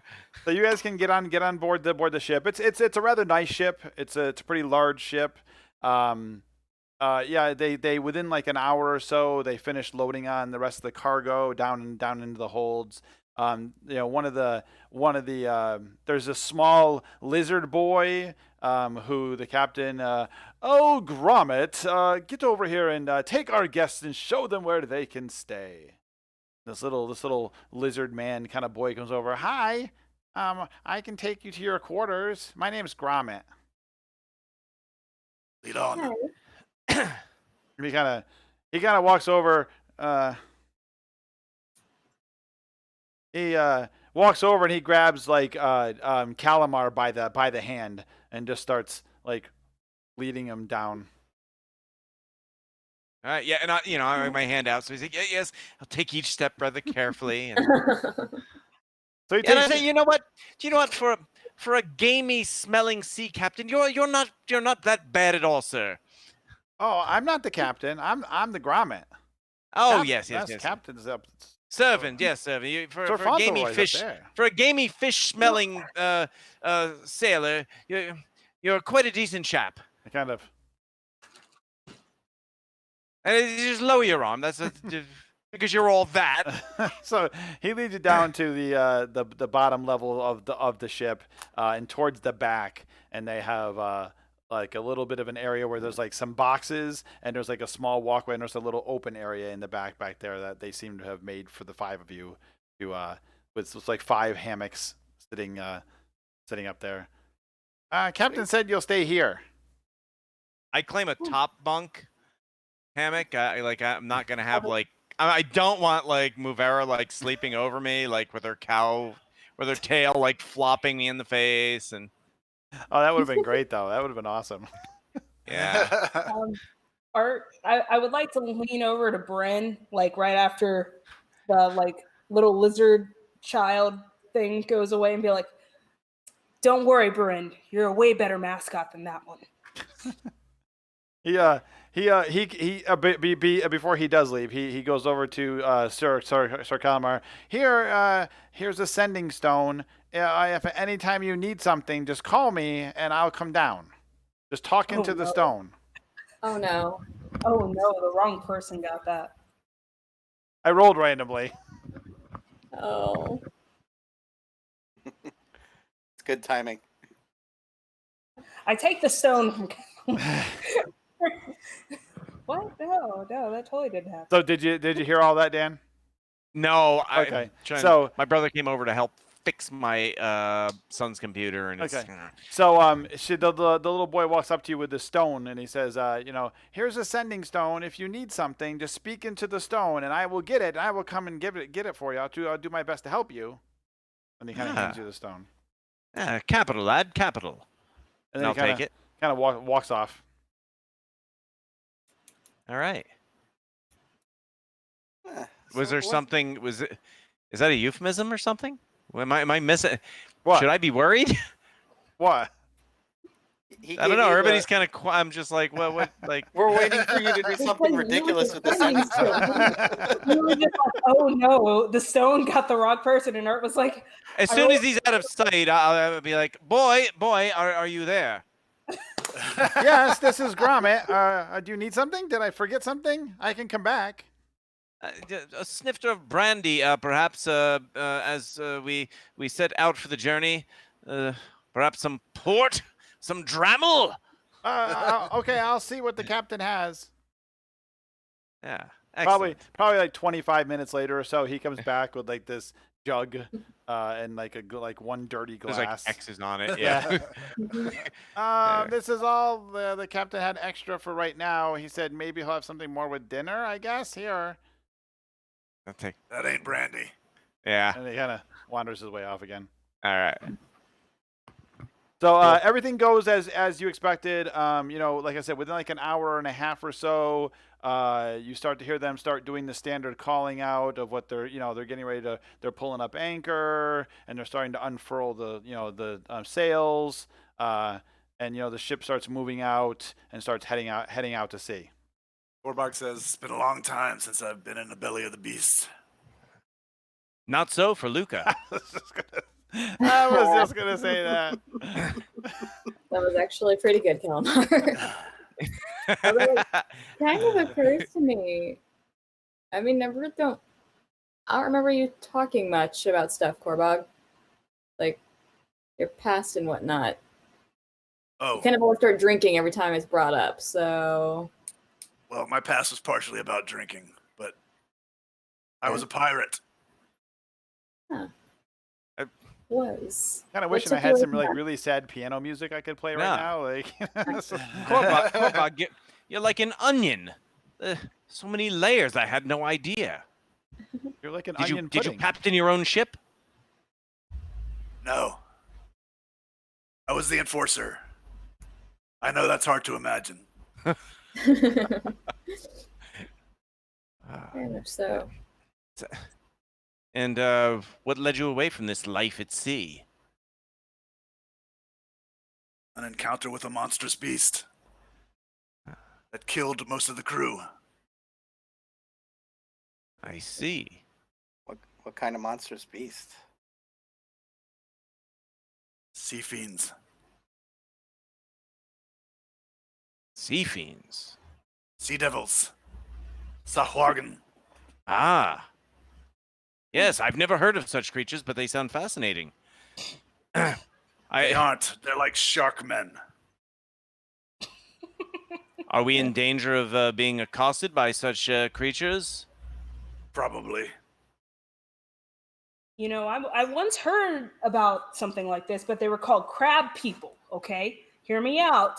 They look like crabs, but they talk like people. It's crazy. All right, so I definitely believe my best friend Korbog on this one. Well, he's given us no reason to doubt him. It's true. Is that kind of like bulls that stand upright? Yep. You got to watch the front hooves, not the back ones. So the I'm most sorry. of the day is going to go by fine. You'll have a couple of meals. They're not the best. The food's not terrible. Think of it as like cafeteria food when you were a kid. Like it's not awful, but it's not really all that good either. You're craving for salt and pepper. Yeah, it has a very severe lack of spices. So it's kind of everything's kind of bland. There is, however, Tuna boat. yeah, there is, however, fruit. There's fruit with it, and so the boat goes on, and it goes through the evening. The druids had told you it'd probably be about a day journey, to get to where you were going. The next day, how is everybody dressed while you're on board the ship? Yeah. Fully armored, ready to rock and roll. My Hey, is usual- this like 4th edition where you can like go swimming in plate mail? If you make Hey, if you make the athletics check, you can go ahead and give it a shot. Chris, what's your take on that? I have a player who, and I love him, and he was in the he's in the Battle of Fallujah and the Marines, and he was like, you can like the 100-pound pack and gear, and he said you can swim, and I said, yeah, but like it was crafted differently, it was meant for different circumstances. Can you swim in plate mail? What's your thoughts on that? I've seen a reality check on this, and no, you can't. You sink to the bottom, but you can move along the bottom in the plate. Okay. Hold your breath for a long time. All right, cool. If you have to. So Yeah. no, you can't swim in field plate. All right. Now, did they put somebody big in it? Did they give us like a The Rock or like Vin Diesel, like someone that's No, they didn't. It was more of an average size person, but There's the caveat. or So Right like, there. or as Ember knows, Xavier Woods is pretty ripped. Yeah. Sir Calamar, you're floating to the bottom, brother. But that's only because I don't swim. I mean, really, if you put a 20-pound belt on somebody, they'll just sink to the bottom. I mean, Yeah. it's Mhm. not that Yep. easy to swim in. unless they So- had just like legs of steel.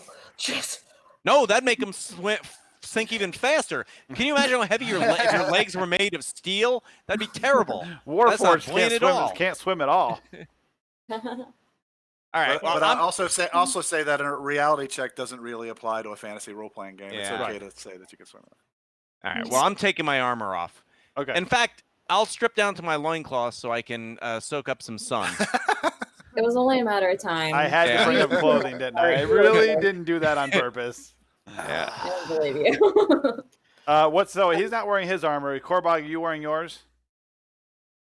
I'll put on the leather armor that I'm carrying for Sir Calamar's counterpart. Okay. All right. See, so I'm not the only one. That was the okay for this, right? So as he's sunbathing, I'm just gonna go nicely, just put him right here, and just we go down. Yes, that right there, that knot. That was the okay. I swear. I heard. All right. So then nobody else is wearing armor. You're not wearing like heavy armor while you're on board the ship. Is that what I'm hearing? I got my have usual light leathers. armor. So you guys travel.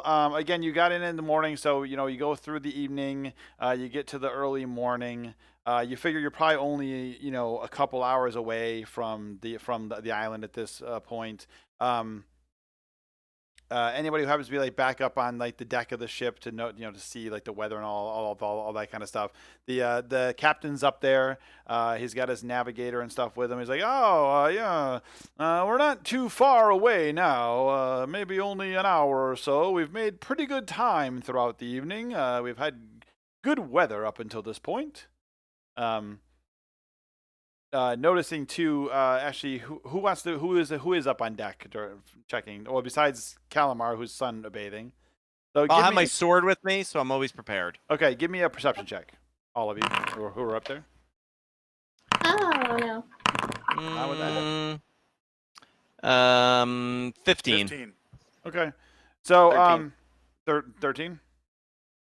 Yeah, you didn't have to roll with disadvantage this time. See, That's right. I so rolled a 6. a 6. You're participating, Bryn. There you go, Bryn. You're doing something. Yay, Bryn.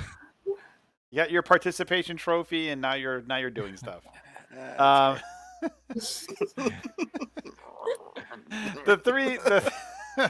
three guys having to make their perception checks. You do notice that on the back of the ship, on the aft of the ship, there's actually a couple guys. You would probably assume they're maybe druids. Or maybe some sort of elementalist, magical kind of person, and they every once in a while do have like some spells going that seem to be blowing a favorable wind behind the sails, pushing the ship even faster than it probably would be normally going. Within like a half an hour, rather than like the hour and a half that he thought you would be at, you guys can start to see the island. Coming into a view. You do also notice as well, though, the sea's getting really choppy. So it's starting. The sea's getting a little bit. The ship's starting to move more. And about this time, if everybody who doesn't have the backstory or the background of Sailor, give me a Constitution saving throw. Mm-hmm. All right. I sail under the ground. Oh! 18. Dan rolled his Vorpal Board 20. 12. Who did not beat a 10? Me. Woo. Luke is getting a little green around the gills. It's this ship it's moving quite a bit, and she's starting to not feel so good. Lot of movement out of this now. It's getting pretty choppy and rough. Okay. We will we'll give it to you as if let me see. You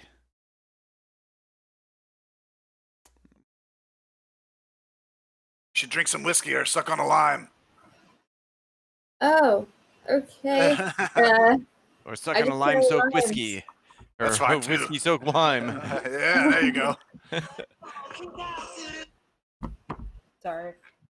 Kind of just I sitting thought down. Art was playing music. Oh, I yeah. thought it was part of it. No, I'm sorry, guys. I normally have my phone off. Okay. Let's see. I'm just looking up exhaustion quickly. Oh, Yes. yay. So we'll give you as if you have level 1 exhaustion, which just gives you disadvantage on ability checks. You're just a little you're not feeling so good. You're getting really green around the gills. Actually, do I have any? I probably have in my chest and trove. I have a question. Yes. If I use 5 points for my lay on hands, will that cure this disease? Yes, it will. Then she's cured. Okay. So you start to feel really green around the gills, and then Korbog walks up to you and he puts like his hand on your shoulder, and you can feel like this warmth of this magic as it kind of flows over your shoulder, goes right into like your heart, like right into your center mass, and just kind of warms you up. And I say, "Don't worry, you'll get your sea legs." And within a couple seconds of like this nice warm feeling in your heart, you can feel it kind of move down to your tummy, and your all just calms right down, and you're no longer seasick. Oh. Thanks. Takes a while. Yeah, she's just gonna sit down and kind of like hold on to whatever, like if there's a wooden beam nearby, just hold on to it. She's like, I'm just gonna rest for a bit. I'll stand up later. Right. So you guys, and so you go for about another 15 minutes or so, and again, really choppy. The sky has gotten a little bit darker. Some clouds have come in. They don't quite look like storm clouds, but they are kind of grayish clouds. And good. I proclaim. I stand up and I kind of spin around, and I proclaim, "There's a fell sorcery on the air. It seeks to hinder our passage, thwarting us from going to the island. Prepare yourselves." And I withdraw my sword. And you know what? He must be psychic, because prepare yourselves is about the right time for everybody to roll some initiative. Oh, I could have just let it happen, Korbog. I could have just hugged it down. oh my goodness. Oh man. All right, Luca, what'd you get? 7. Give me 1 second if you would. Yep. Ember, what'd you get? 15. Bryn. 14. Korbog. 12. Okay, we'll give Sir Calamar a second while I set a couple things up. How many? I'm gonna need like 4 different creatures. Look, guys, I could have just let him go to sleep. You guys know, as much as we love Calamar, he's a little bit high maintenance, okay? We all know it. We'll see how well this is gonna work. I'm trying something very different build today. I'm gonna go big screen here in a moment once I get everything set up and I stop knocking people over. He is a good person. He is a good person. He's just high maintenance. Yes.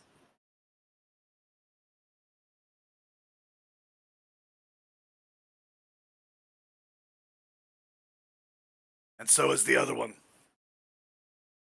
Yes, you're right. Bren. No. Always have to hold his hand through battle. It's crazy. Not Bren. I had a 15 initiative, by the way. 15, okay. Yeah.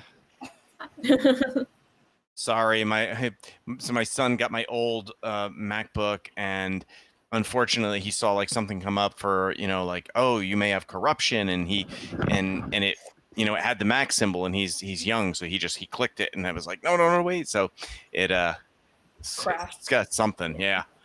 Oh, I'm sorry. I hit something. Ember, what did you get again for initiative? 15. 15? Yeah, Ember and Dan are both at the same time. Bryn, what did you get? I get a 14. 14. Korbog? 12. 12. And Luca had a 7?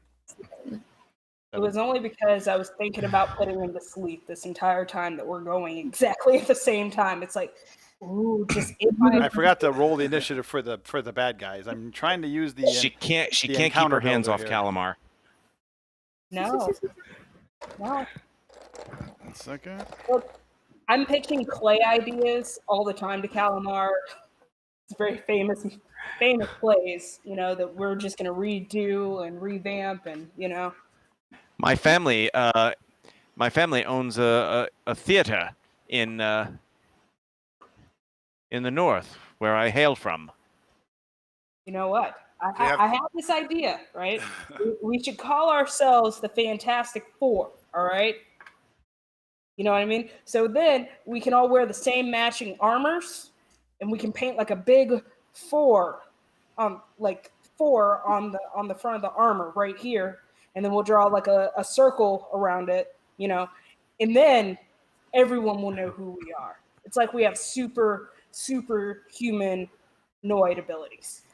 Okay, And- so what you see is on board the ship, while the waters are getting all rough and they're kind of tumultuous and they're turning the ship and pulling the ship, these tentacles start coming up out of the water, as you can see here, and they start like attacking people on board the ship. You can notice there's these 3 fins in the water out here swimming around. And that's where we're going to roll some initiative. So let's put it in the order of monster number 1 is going to be first. Oh, no. I'll put him like over here. Then we're going to go with monster number 2. Ooh. Oh, no. Then we're going to go with monster number 3. Apparently the monsters all rolled well. Shenanigans. Apparently I didn't even roll it. I let the computer roll it. Then we got Sir Calamar. Where is he? Here we go, Sir Calamar. Then we got Unnamed. Then we got Bryn. Then we got Korbog.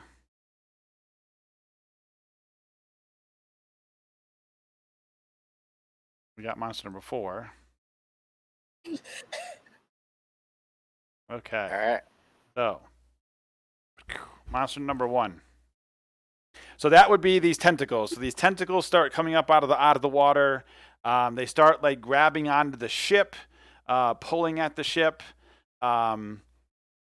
attacking some of the people. The crew responds pretty fast. So you guys will note that that the crew tends to jump in really quick, and they start, swords are out. Some of the guys, like the elementalists that were at the back of the ship helping to do the ship, they start, magic starts flying and all that.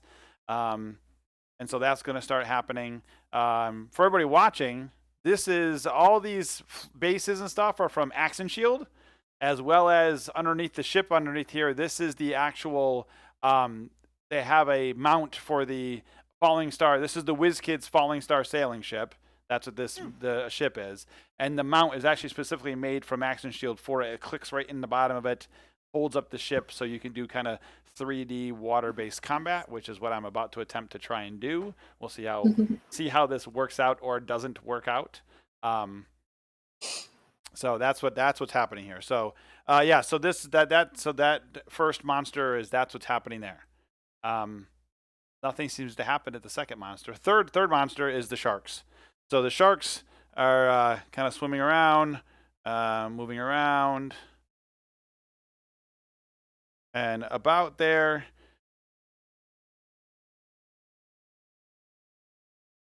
up out of the water, comes a shark. What? And actually, you do notice too that so Calamar's there because he's going to try and bite Calamar. So Calamar, give me a perception check with disadvantage because there's this beast in your face. The rest of you can give me a perception 14. check straight up perception check. 14's my low roll.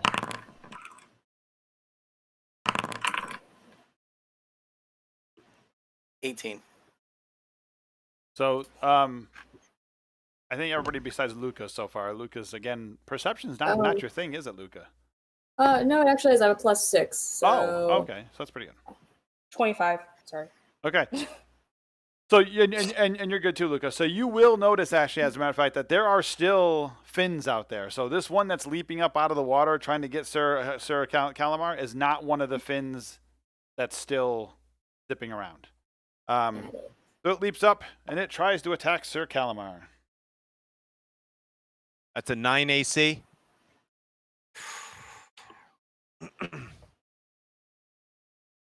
I saw the can was already open. That's going to be a hit. So this shark comes leaping up out of the water and it bites right onto Sir Calamar for 13 points of damage. All right. And Sir Oh. Calamar, give me an acrobatics check. Don't get drug in. All right. I'm -1 on that. So that would be an 8. Okay, so yeah, it jumps up here and it grabs a hold of Sir Calamar and it pulls him right in the water. Ooh. Fantastic. So we'll put Sir Calamar here on a little pedestal as well. One of the Action Shield flying risers. So Calamar goes overboard from the shark that came up and bit onto him. And actually, it's Sir Calamar's turn. All right. I'm just looking at my equipment. So I have my ring here. Let me see. Yes. Maybe time to do something with that. And actually, Sir Calamar, give me an athletics check. See how well you're swimming, if at all. Athletics is only... Oh, that's actually not too bad. That's a 16. Okay, so you're staying afloat, but you're not doing a very good job of it. I mean, this water's rough, right? It's the water's tumultuous. The waves are pretty big, so you're having a hard time keeping up on top of the water, but you're there. All right. So I will summon... I will use my gaggle of geese ring and summon some geese to swarm around and protect me, hopefully. Okay. Let's see if I can get a big number. I think last time it was a whopping 1. Hey, not bad. So 6 geese suddenly spring forth, honking and surrounding me. So let's see. Are you using them for protection or for distraction? Oh, you know what? That's right. I can use the bonus action to give me protection, and it'll be acting like I have a shield. So that's what I want to do. I want them to protect me. Okay. Right now. So they're swarming around, honking, and so that was a bonus action. And I guess if I swim to the side of the ship, will it provoke? Yes. Well, I mean, you're already pretty much at the ship, so you haven't gone that, you're not like down underneath the water or too far away from the ship. He didn't get you that far away. He just kind of pulled you in the water. Is it possible as part of my move action to just like get my hand on a part of the side of the ship? Yeah. Just to kind of steady myself? Yes. Yep. Okay, so I'll do that, and then I will lash out with my sword. And foul creature. Oh, nice. That is a 24. Okay, that will hit the Yep. And then a 4 and a 22. Those are both hits. So very good. So the first one, so I'll give it to you all together. 10 and 6, 16 points of slashing damage. So Wow. I'm kind of slashing away and holding myself and calling to my feathered friends. Feathered friends, yes, aid me, protect me, save me. Yes, I'm just making sure that I read about your rings. I was trying to remember what I gave you with that. Yeah. Yeah.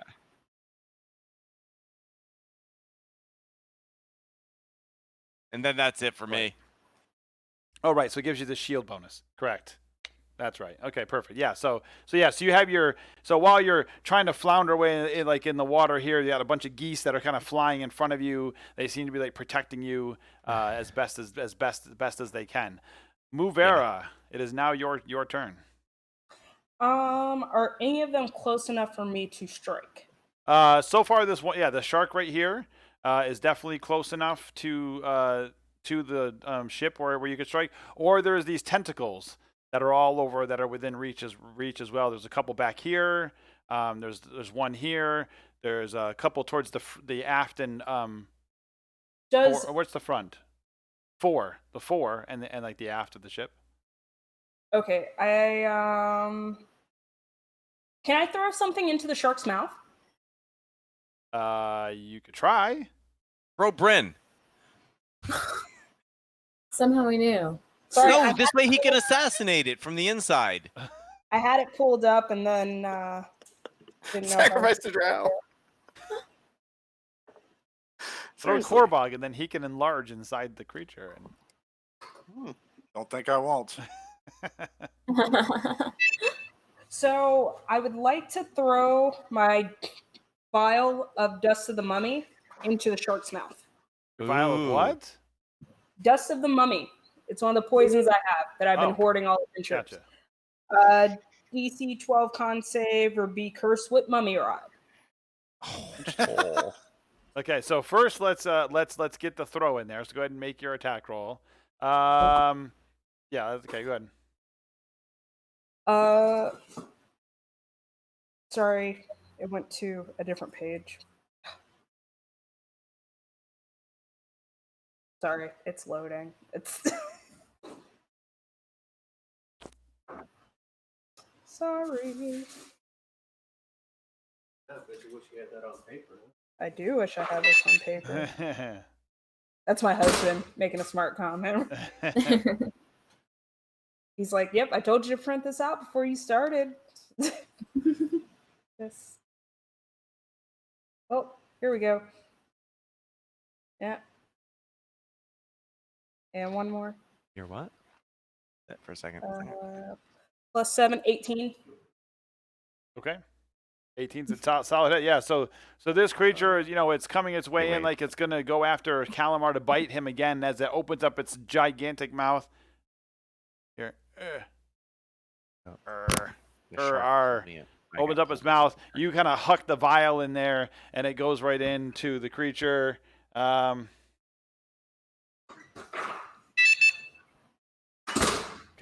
DC 12 con save. Let's make a roll. No, I don't think so. It fails with a 7. Yuck. Cool. Sorry. So I'm its pulling hit it back. points, max hit points is reduced by 10 for every 24 hours, and it can't regain hit points. And when its hit points turn to 0, the body turns to dust. That's what it does. So we'll reduce its max hit points by 10. Yep. It does say just its max hit points, right? But I assume if it's max hit points decrease. Well, actually, you can roll, Ember. It's 3 die 6. 10 is the average. You can. Sorry, roll. I just got it pulled back up. I apologize. That's okay. Ooh, nice. 6, 5, and 5. 16. Okay, so 16 damage, or reduction anyway. Okay. All right, so that goes in there. You can actually start to see like especially like in the mouth area, like it starts to wither. Like maybe as it gets in there and it starts to spread in his mouth, you can see like some of his shark teeth are like falling out as it obviously starts to age from the front. Anything else that you want to do? Can I do bonus action dash in like this little area? Yep. You want to move back? Yeah, just like where I can still see everything. Yep. And then I want to do my my bolts from the grave. Okay. Was that actually an action though? Because your action was throwing the thing in the shark. Bonus action if I do it right after a one of the dash disengage things. Cunning action, sorry. Right. And it does my sneak attack damage. So can I shoot for like one of the leg things on this side? One of the tentacles? Sure. Yep. The tentacles over there. Absolutely. Yeah. 19. 19's a hit. Cool. Ember's gonna piss off the big baddie. Well, it's either that or it's taking us under, baby. You gotta pick. 6, 5, 1, 12 plus 4, 16. Okay. All right. So so you turn and you kind of release one of your bolts from the front of the grave, and it zips back here and strikes that tentacle back there, it moves a little bit as if it's been hit. It definitely did feel the damage. It did not ignore you or anything. Bryn. I'm gonna run to the opposite side of Ember. So I'm gonna also hide, but I'm gonna hide over here. Okay. In South So let's Cove see. as a bonus action. 5, 10, 15, 20, 25, 30 gets you to here.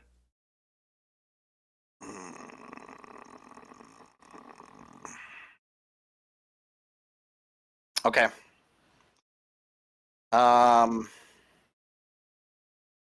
I can bonus action dash, so You I'll can. take I'll take the bonus action to duck in here, at least 5, get partial 10, 15, cover. 20. Yep, get you 20, get you here.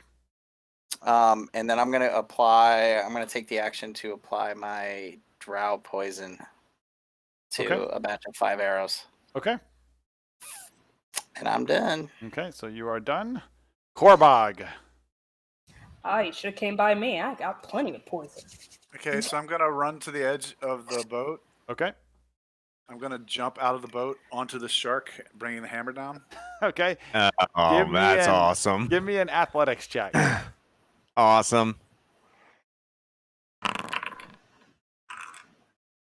That's a 12. Yep. Okay, so hang on a second. Give me 1 second. Let's do a little bit of adjusting. I have a better stand for this if you're going to be some fighting in the water. Boop. Boop. Another one of the axe and shield risers for larger people. See that? Nice. Got a grid right on it and everything. Pretty awesome. Really cool. WizKids minis. That's the WizKid shark that I painted yesterday.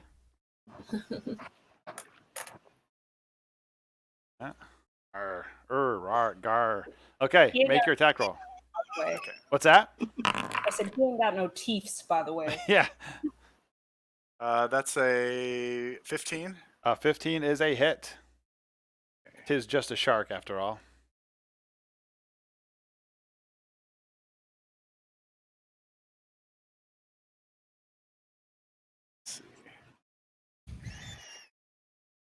For 14 damage.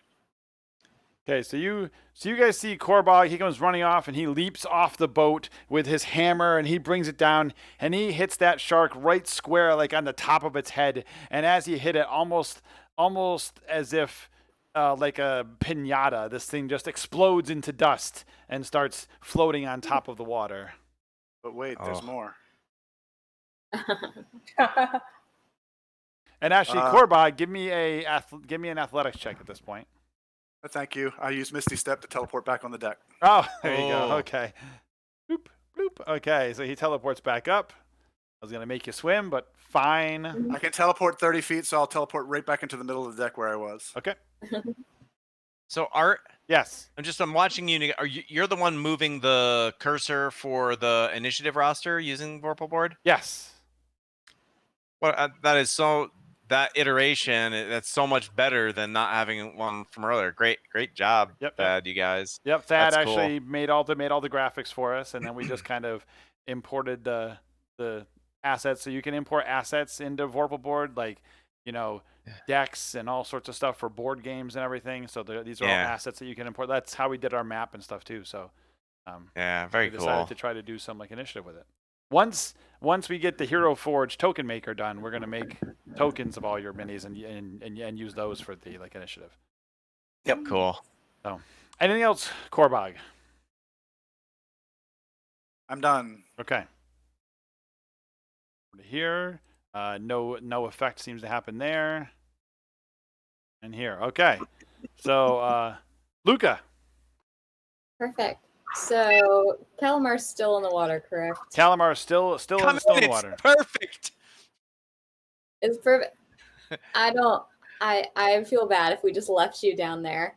I am going to, what the heck? I'm going to jump into the water right next to him. Okay. Oh. Give me an athletics check. Athletics check. Come on, drunkie. That's 2, so 14. Okay, so you jump in the water next to him, and you do in fact land next to him because he's only right there next to the ship. He actually kind of has one hand hanging onto the ship anyway, as best as he can. I mean, it's rocking quite a bit, so he has his hand on it like a little bit, but then it rocks a little bit, and he loses it, but he manages to get it back. He's not far from it. As you land in the water next to him, though, you quickly go under. Mm-hmm. So hang on. Let me get a shorter riser. A drowning. Do you have a drowning token? Well, Marker, I marker? have a riser that's not as big as the rest of them, so she can be underwater. That's what we're gonna do. So for the moment, I'll put Sir Calamar back on the small one, unless we need to switch him back over. So you're here. Sir Calamar's at water level, and you are below water level. Can you tell? Okay. Can you see that? Awesome. Look at that. So my thought process was trying to jump down next to him. My intention was to try to grab him and cast Thunderstep. Okay. So give me a dexterity check. Dexterity check. Okay. Oh yeah.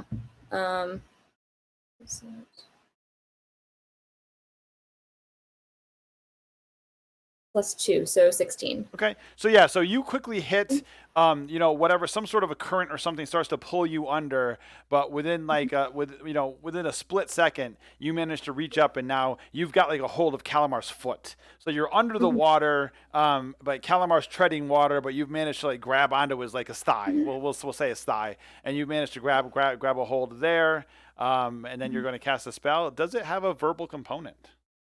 Ooh, let me see here. Bare naked thigh. It's supple. Mm-hmm. Yeah. Why did you say that? We need to make you a loincloth, Minnie. I know, right? Yeah, it's entirely Tarzan. verbal, so I guess I'm SOL. You would have done it before you went underwater. Let's do that was this. my thought process. Give me a Constitution saving throw.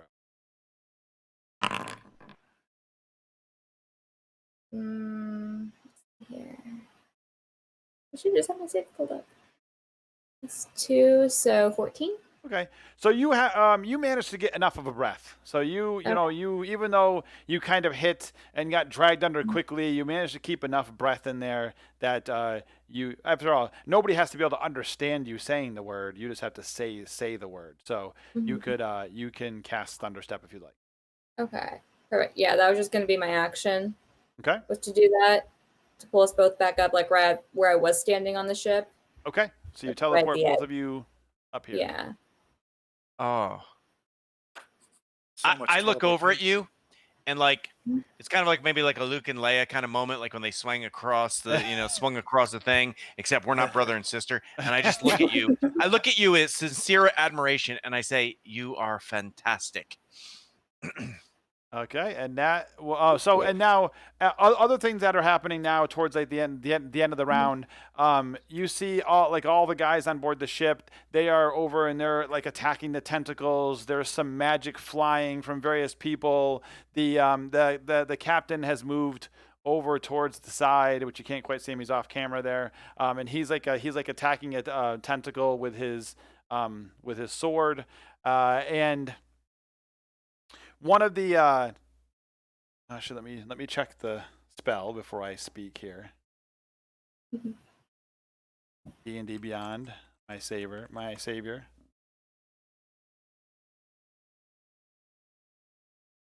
If I Does could make learn, it quicker to look up stuff. does make it much quicker to look up stuff. If I know how to spell it. Okay, here we go. Looking up a spell. Yes. Okay. So the one of those elementalists that was up there casting like some sort of a wind spell to keep the ship moving, casts a spell, and all of a sudden, all of you get like this tingling around your head, and you can almost see as if there's like a little bubble of air around your head. You think if you were to go into the water, you would be able to breathe. It's gillyweed, Muvera. If that's not too big of a hint as to what spell they just cast on you. You're muted. Me? I'm not muted. No, She's Ember is. mooted. Perfect name for the spell. He's mooted. My like alarm system thing, so I'm muting in between. Okay. So. And the end of the first round is over. Let's hold there. Let's take a short break for everybody, and we'll bring in the second round and such.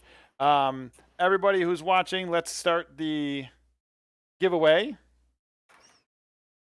Yeah, this one's super cool. So Thad, why don't you show people what we're giving away?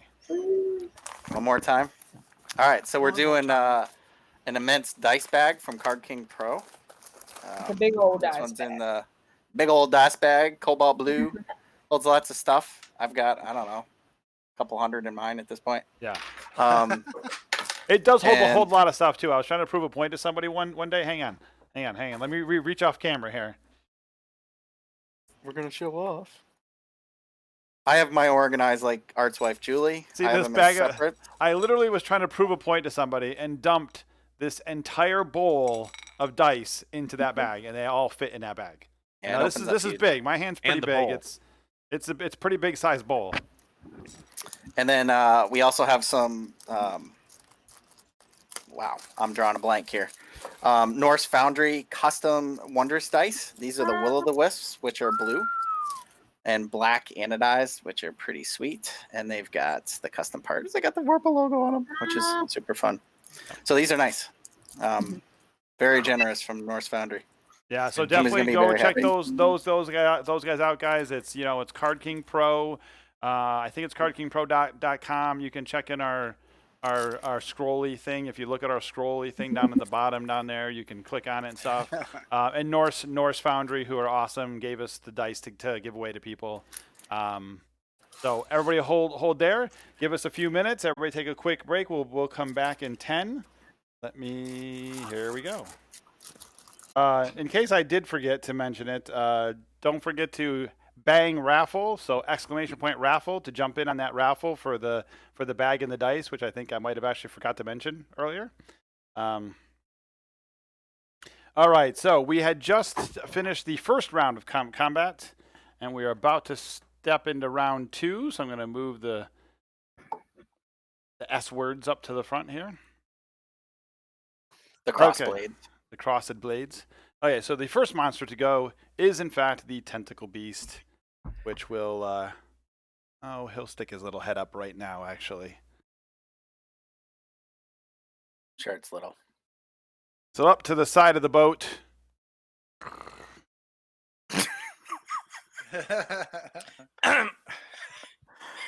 Comes this little tiny guy here. Level 6. For those who haven't seen him before, It's Cthulhu. Look at that smile. he's a Yeah. happy guy, right? Hi guys, how are ya? So anyway, Kind of reminds me of Dustin from Stranger Things. yeah. So he for- can't be bad. He's a good dude. Right. So for those that don't know, that is the WizKids mini, in quotes there. That is the Oh. Kraken. Crab people have arisen. Korbog was right this entire time. I knew he was. But the crab people and the sea fiends have merged together for an alliance, and now we are terribly terrified. Oh my goodness. I don't see any of the sea devils, so I think we're doing okay. Did you not see that shark? He said it was half shark with like little human legs. Just Oh, you didn't pay attention to any of that, did you? who's talking? Muvera. So the Kraken rises up out of the water, and it's actually it tries to bite so. If you can see, there's like that one guy right in front. He attempts to bite him. Oh, Yes, there's a Kraken. I'll use the boulder to roll for the Kraken. Oh boy. you can hear the die hit. Yeah, you can hear the thud, right? It's so good. I only rolled a 5, but that makes a 22 as the Kraken comes up out of the water and its mouth just swallows that entire guy and also takes a gigantic chunk out of the edge of the ship as he bites into him and then goes back down into the water. That gentleman is now missing. I'm sure he'll be okay. I don't think he's missing. He has As a like mouth. right in this area right here, there's like a big chunk out of the side of the ship. It's kind of taken like the edge of the ship, like part of the deck and the side of the ship now has this big bite in it. As the ship is going up and coming back down, some of the waves are splashing in there, and the ship seems to be taking on a little bit of water. Not enough that like it's going to sink at any time soon, but there is some water going on in there.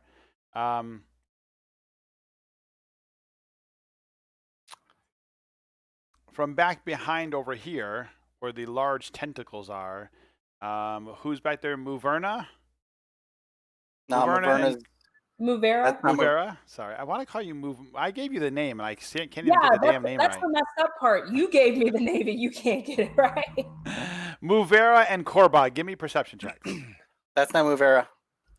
Oh, That's that's an not NPC. Movera. That's not Movera. That's an NPC. She's over on the far side. Yellow Oh, base. she's over there. Okay, yellow base. Thank you. So Movera, you're still back there. You can still be giving me a roll too. Thank you. 18 plus 7, 25. Okay, so Movera, you start to see some arms coming up over the side of the ship, Like hands. like octopi arms. Oh, yes. Let's go, baby. Look, behind you.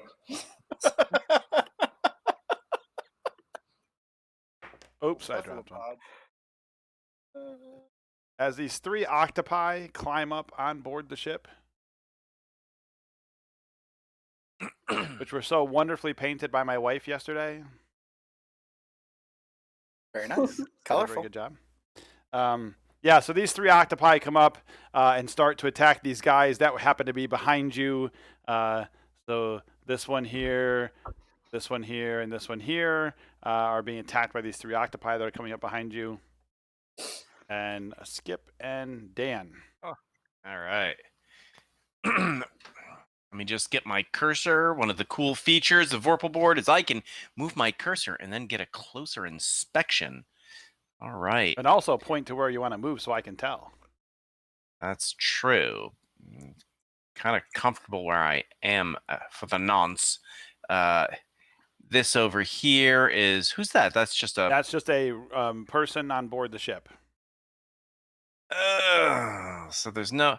Oh, so this orangish octopus is engaged with a ship person. Yep. So Movera could get sneak attack if she attacked it. Correct. She could. So I'll say, my bovine dear, strike, and I'll use my bonus action to have you attack it. So you can attack it and use your sneak attack. Cool. Oh, but she can't move, right? No, she'd have to use a ranged attack. Do you have a ranged attack? Oh, she's not adjacent to it? No, she's my not. Daggers. Okay, all right. Wait. Well, never mind. Dagger throw. Yeah, but- No, I can still attack. Yeah, but your she can throw daggers aren't going to be as effective. Bryn, do you have your bow in hand? Yep. Okay. I meant to say, Bryn, have at it, and strike whichever one you want. So there's I'll a hit the purple one purple that's one. close to you. Yeah, I'll do that. Okay. 29 to hit. That would be a hit. Sweet. And it's sneak attack damage. Plus, I got the drow poison going. That's like a Kraken hit. 29. I'll roll the drow poison separately. Art. Oh, you don't have to. It's not. They're not immune to the poison. You can do it all together. So they have to make a DC 13. DC 13. Save. No, does not make it. Are you freaking kidding me? Seriously? That is the greatest thing ever. 8. 4 And they are dice, not- you get an 8.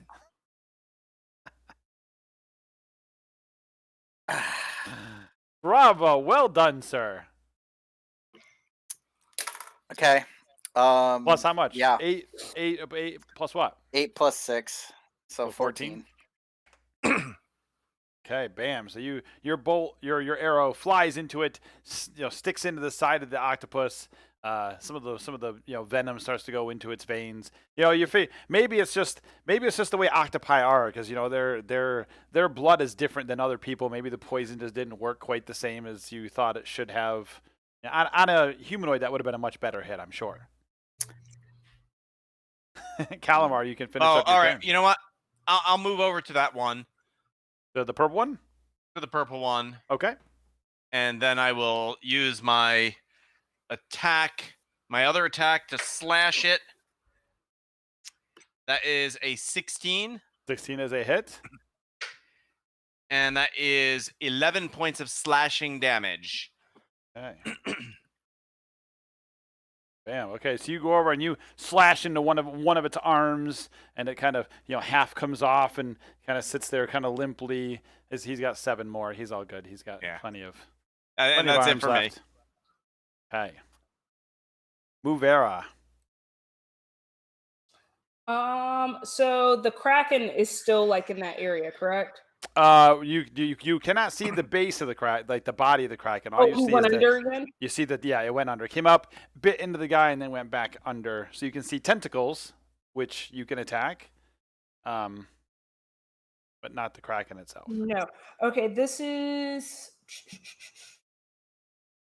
what I want to do. I want to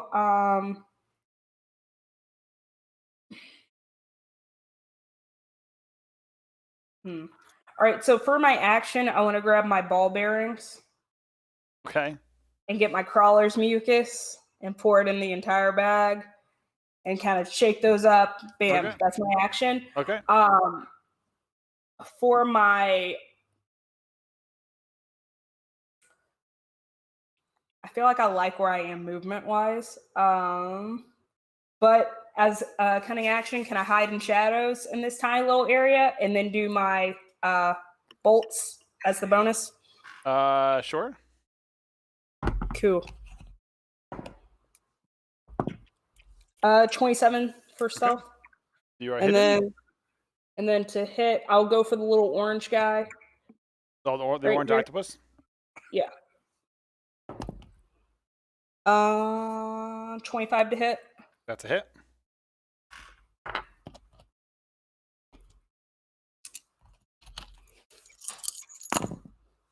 Ooh, 6, 6, 2 plus 4. Oh, 18. Duh. Okay. 6 times 3. Nah. It's great. D&D. Math. It's what's for dinner. Oh, that's not the slogan, is it? No. No. Okay. No. Good try, though. Okay. I think. We'll get it one day. Bryn.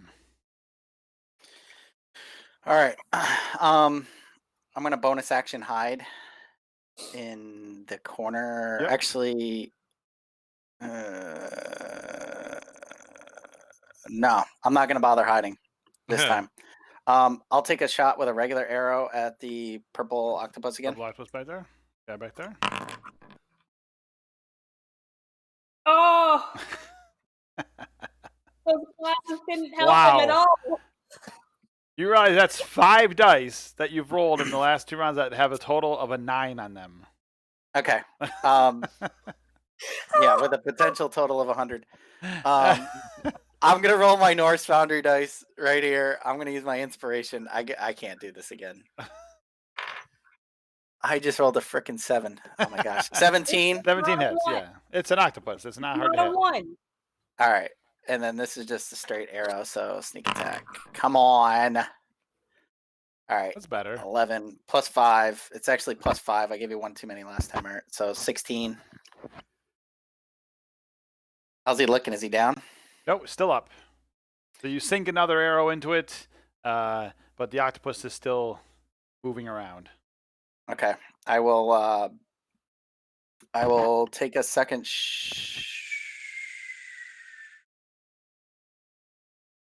okay, I just got an idea. I'm gonna run around to the corner on the edge of the deck and try Okay. to get all the octopi lined up. Yep. Ooh. I knew that was I'm coming. gonna use my action surge, and then I'm gonna take a piercing arrow shot. Knew that was coming. Okay, go for it. Take your shot. Oh, no, is it a deck save? So 1 foot wide, 30 foot long, dex saving throw, DC 13. Let's see, 5, 10. Yeah, you can get all of them. Hold on, watch out. Yeah, the poor person that's by the stairs is kind of toast, but Not if you get on the outside, because those things are large. So the one closest to you, the purple one, makes the deck save. The rest of them do not. okay. And this would not be considered sneak attack. No. Okay, so 2. So all right, so here's the damage for the 1. Oh, I have to roll the hit first. That would help. No, it's a save. It's a save. It's not. Oh, it's an auto. It's an auto hit. That's right. Thank you. Yep. All right. So damage for the first one. 1 plus 5. So that's 6. What? Unreal. That's all it does for damage? Yeah, it's an extra D6 for the piercing arrow. Right, but I think you get the actual attack damage as well. So you get the arrow damage as well. You get the arrow damage plus the piercing damage. That's right. We went through this. Learn how to play your character. All right, that's better. So 7 plus 5, so 12 on that one. Okay. And then 3d6 on the other 2. Not bad. 13 plus 5, 18 to the other 2. So yep. So you get over there and you pull back the arrow, and as it releases from your bow, it's got like this shimmer of magic, and it starts to like spin as it goes. Like this streak of magic in like a corkscrew develops around the arrow as it starts to spin through the air, and it kind of rips right through the first 2 octopi and sinks itself into the orange one, but it has not killed any of them. Okay. I'll bonus action hide in the corner again. Okay. Give me a roll.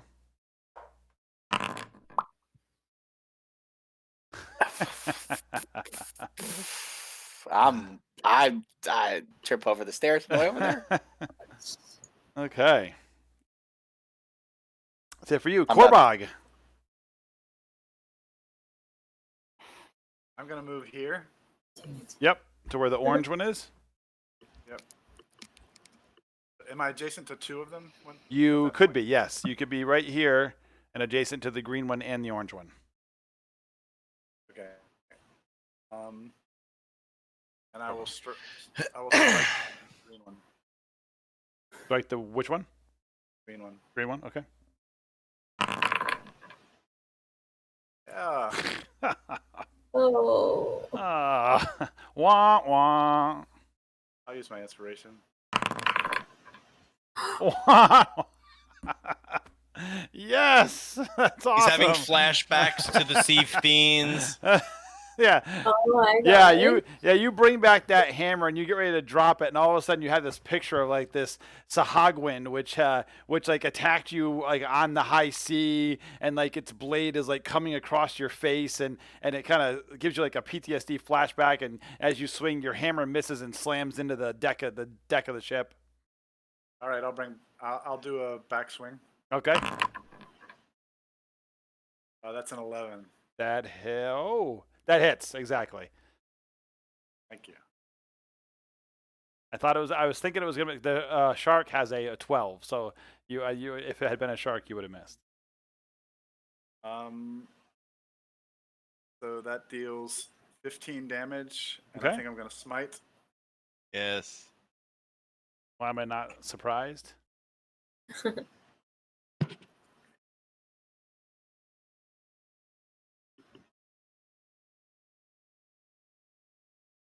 Let's see.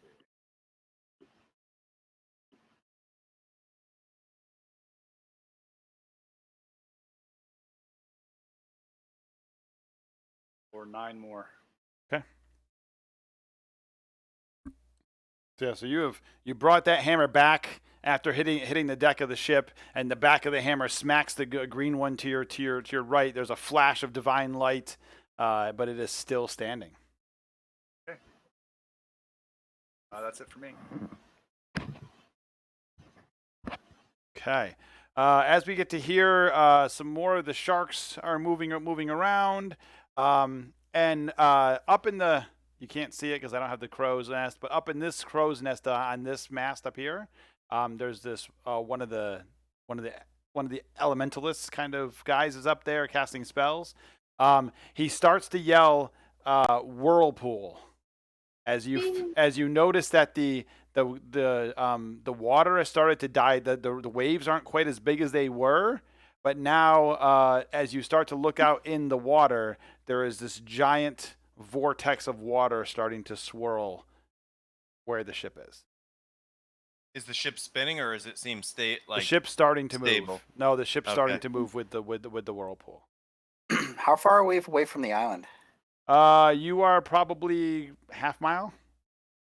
All right. Breanna. Luca. Okay, so Luca's from right the here. angle I'm looking at the camera, am I correct in saying there's an open space of 5 feet right here?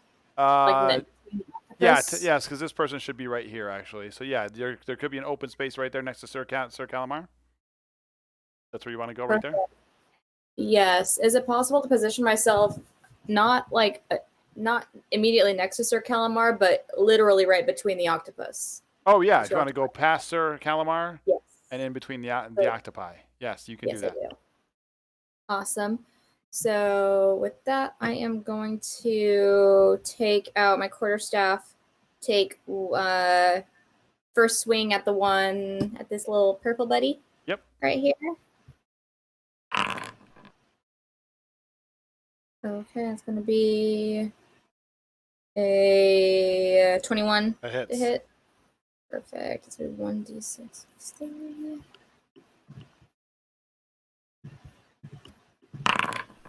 It's going to be 8 points of damage on the first. And I'm going to take same quarterstaff, go and hit the one next to me, though, the greenish one. Yeah. Oh, cool. Assuming, Hits, 25 hits. Hits. And that'll be 4 points of damage on that one. So the first one, as you bring the staff over and you go to hit it, it has turned a little bit.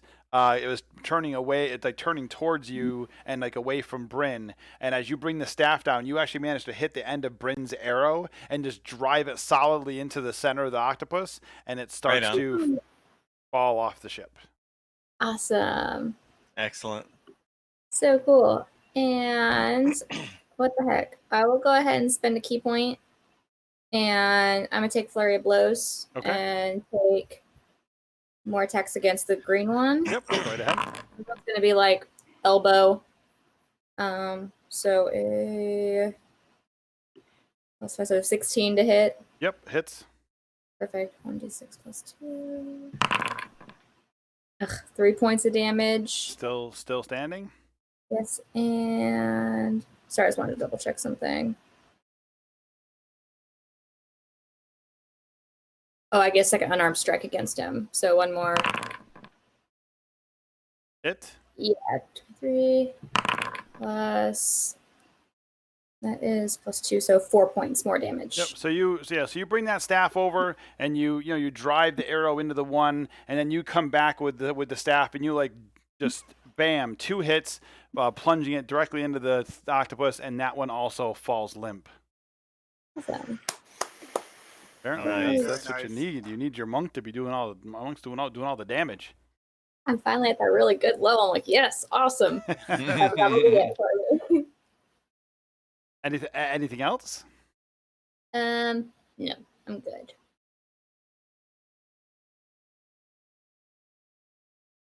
Back to the top. So the top is the Kraken itself, and one of the tentacles in the back over here. Let me move it. Hang on a second. Very complex setup I got going on here. Okay. Not that you can really tell on the picture anyway, but so the tentacle comes over, and it's actually going to attack Luca.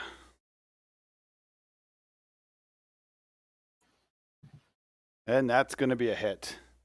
Does a 35 hit, Luca? Yeah. So you can take 20 bludgeoning damage as this tentacle wraps around you. Oh, nice. And you are grappled. Okay. Cool. Let me get it grappled. If I can remember what color they are, I got it. It's orange. Oh, it's perfect. It matches your color and everything. So Luca's grappled. And as that happens as well, the Kraken will rise up from the backside. We'll see how this looks on camera.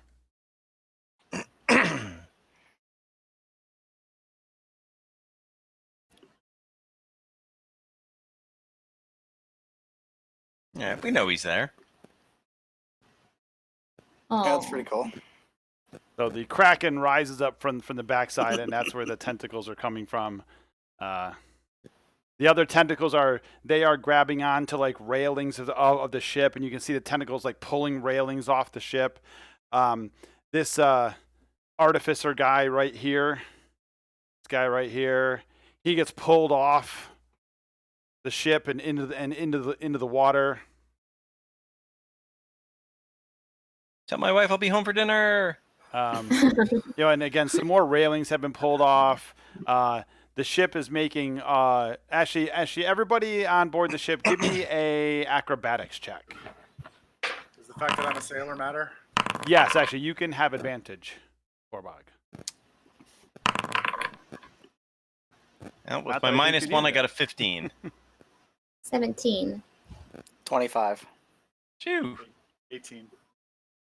Ember? Can't hear you.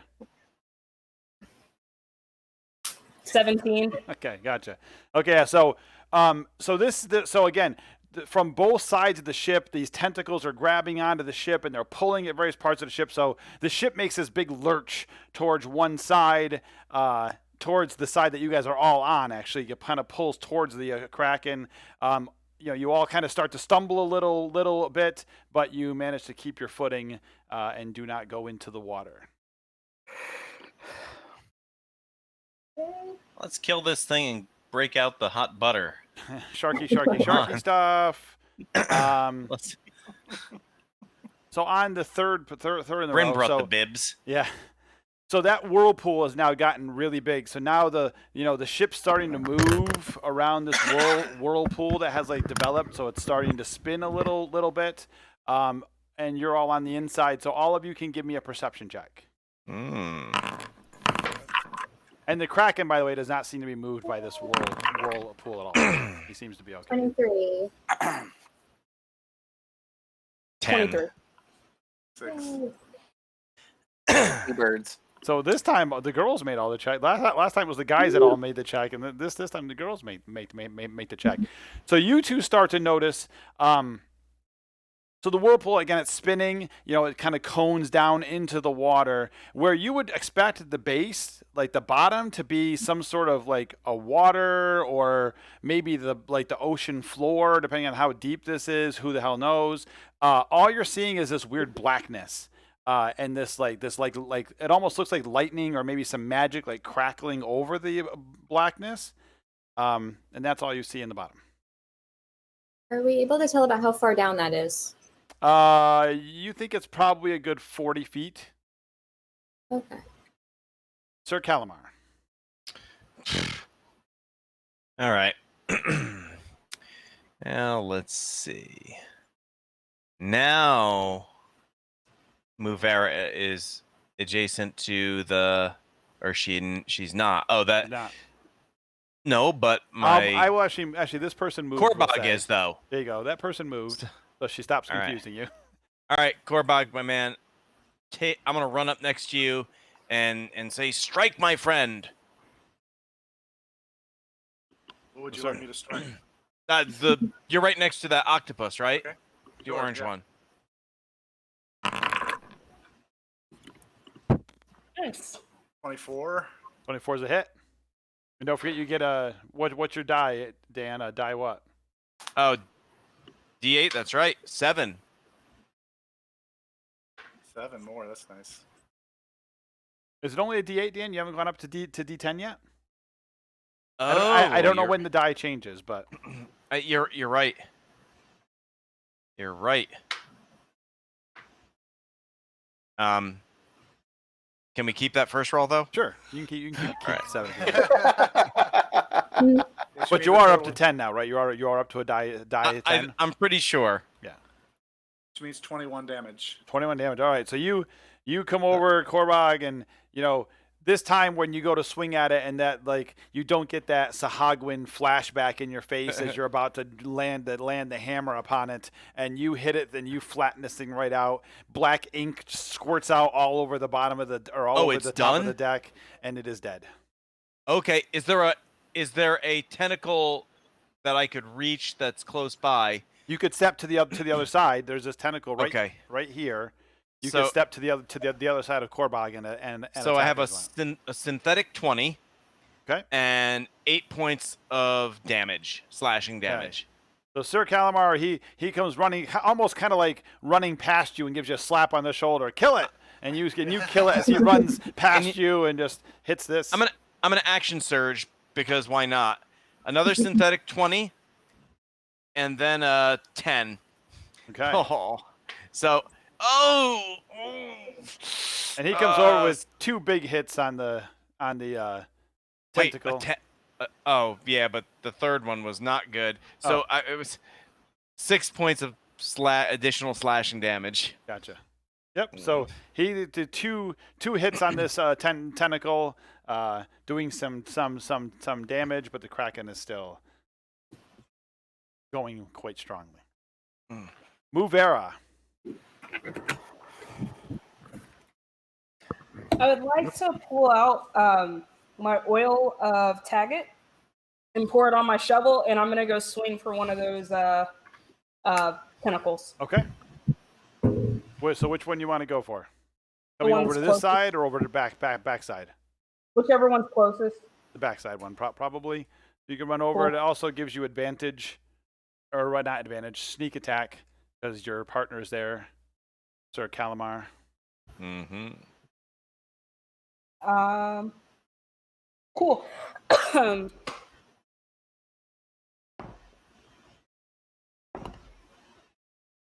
Does a 20 plus 5, 25 hit? A 25 does in fact hit. So I'll roll my Surprisingly damage, but you have no. Where did it go? Dang it! D&D Beyond. You have a DC save because of the poison. Oh yes. What is it? Is it con? I'm sorry. I'm pulling it up.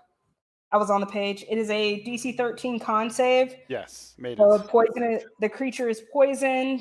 Made it. And He made his check. damn it. Did you? Yep. Mm-hmm. Did you? He's got a Damn plus. it. He's got a +7 con save. So. Oh, okay. Just roll a 1 for me. How about that? That works. Ah. That's fine. 6, 5, 2, 6, 7, 13 plus 4, 17, You guys 17 are and disappointing me. You're making it. I'm trying to pull you guys in like the water, and you're making it very difficult. 17 plus 5 is math. 22? 22? Yep. 22 plus. Sorry. That's okay. 22 plus 4, 26 points of damage. 26 damage. Yep. Okay. That off. Okay. Bam. 26 damage. Can I use my bonus action to get back in my little corner? Uh, Actually, you can disengage if you want. Yes. I guess I'll do that. I want to just kind of go up the stairs here to get a better look at that black stuff in the Okay. whirlpool. Yep. So you can kind of move up here to the top up here. Has it occurred to anybody? I mean, this whirlpool doesn't seem like it's helping anything. Do we have some sort of trader on board who's doing something to suck us into the depths? It occurs to me. I'm just looking back around. I guess on my initiative, I'm gonna pace him up, but I'm gonna call out and I'm gonna say who's causing this. If someone would like to take an action or like a bonus action to look around, they could. Bryn, it's your turn.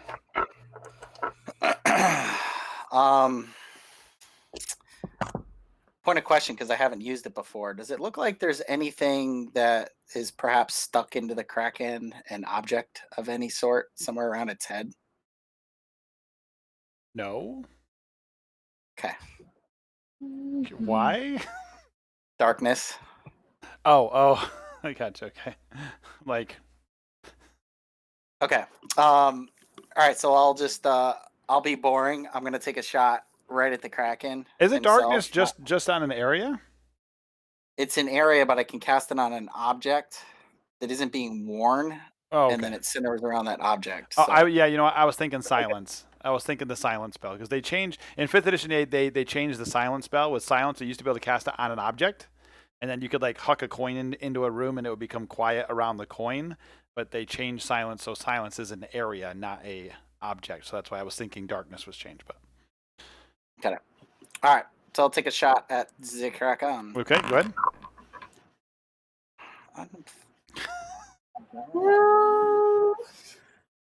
You almost took our one F-bomb for the show and dropped it right there. I think I used it earlier.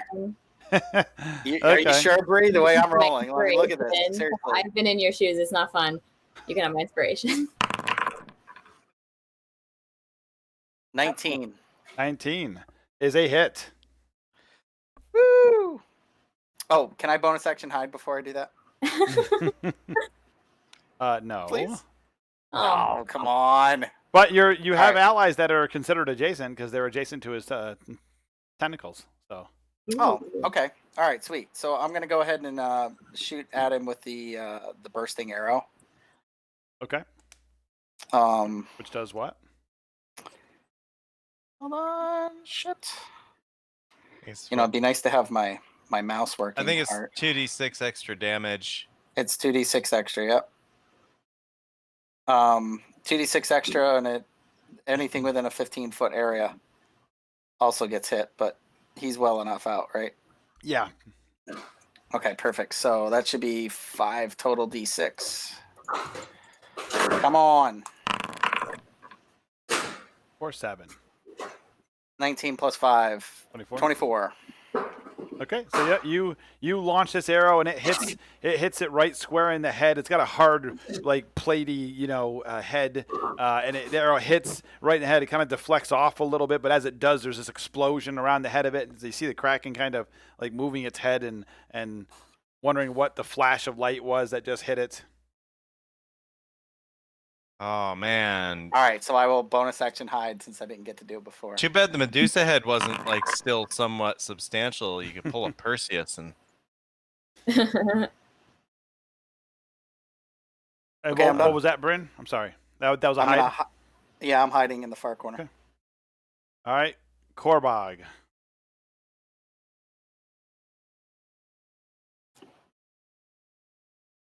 Chris, you muted. Vow of enmity On the Kraken? on the Kraken. You don't need to use the tag because it's definitely not that. Oh, but Oh, it yeah, is. they're doing great. Oops, I just broke it. Oh, okay. Go ahead and make your attack. I'm going to move over to where the tentacle is holding Luca. Yep. And hit that. Okay. I'll move you there 1 second. There you go. 23. nice. 23 is a hit. We won't put the tag on it. It takes 11 damage from my hammer. Okay. And they also smite. Big shock. –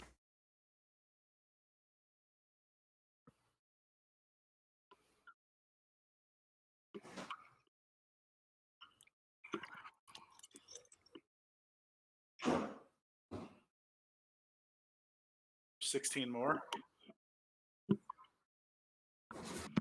Okay. On the tentacle. Yep. So okay, so Korbog comes over with his hammer and he drops the hammer down on this tentacle. And actually, Luca, as a free action, you can give me an escape check. As the tentacle kind of shudders from this hit. Oh, Brr, nice. brr, brr, brr.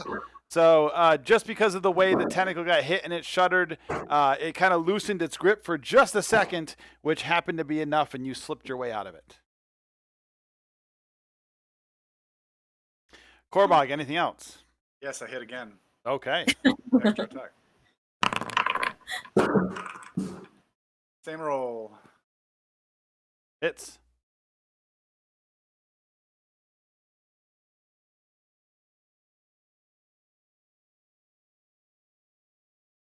That's for 17 more damage. Okay. Okay, so bam, and second hit right after it lets its grip was loosening up, like it was almost about ready to let go, and then Korbog just kind of knocks it off with like the second hit and knocks the tentacle off your body fully.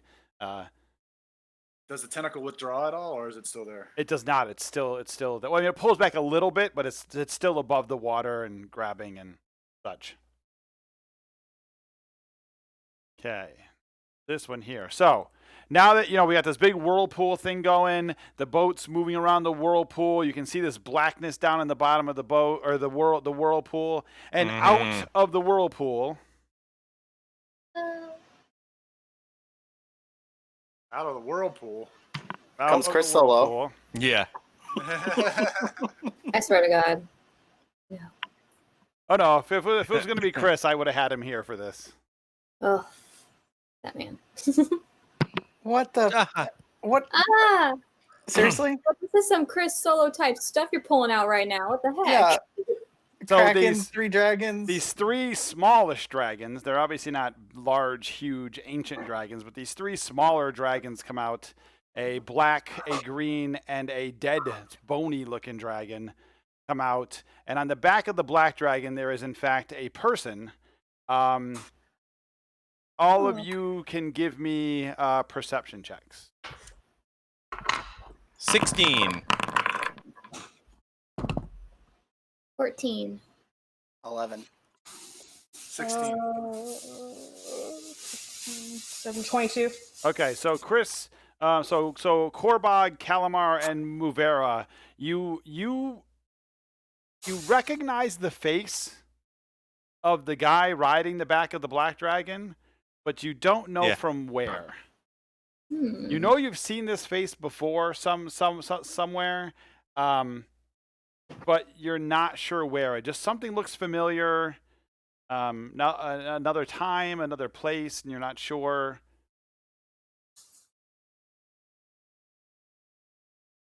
If we could move this down just a hair here. Let's just get a kind of a look at how this is going. Oh. Now, aren't you glad this isn't our ship? So you see Maybe with we all can get the it deep now. with all the different levels we got here, we got guys over here in the water, we got guys above the water. I was trying to get this 3D like land, water, air kind of thing all going on at once here. Wow. Yeah. I'd say it was great, although I feel like you're trying to murder us. So. Yeah. Season finale. Series. Did I say? I was gonna say, did I finale. say season or did I say series? Which one did I say? And it is Luca's turn. And for ease of people looking, I will move these guys out of the way for the moment. Just so you guys can see past it, kind of. Boop, boop, boop. Okay, so I'm going to take 2 attacks with my quarterstaff against the Tentacle. closest to me. I doubt that first one hits. The second one's +6, so 19. 19's in fact a hit.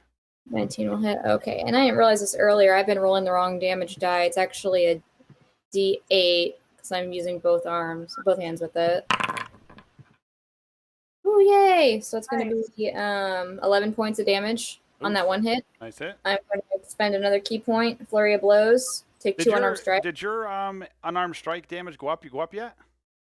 What's it here? Yeah, it's a D6 plus D6 2 now, now. okay, It was a gotcha. D4. Yeah. Gotcha. So I'll take 2 unarmed strikes against it for time. I'm assuming both hit. Yep, those are both 5. unless you have a negative modifier to hit, they should. I don't think you do. So it'll be +4 on top of this. So 13 points more damage. You guys are pounding away at these tentacles. They still seem to be in there pretty securely and safely. Ripping at the ship. They're grabbing and pulling at the ship. The ship is moving back and forth. Anything else, Luca? I kind of just look over at Korbog now since he's the closest one to me with like, I don't know how much more of this we can handle. What are we going to do? You're muted, Chris. Hey, there it was. Okay. And that'll be it for my turn. Okay. So up at the top, the Kraken, again, pulling at things. Where's my camera focusing on? Probably this right here, right? There we go. Okay. And the Kraken is going to attack Korbog. Oh. And Sir Calamar. All right. Well. Ooh. So Sir Calamar, that's going to be a hit. Oh yeah.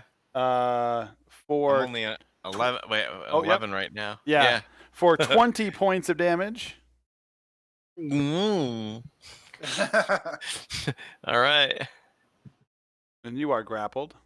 Oh. Korbog. I got a natural 20.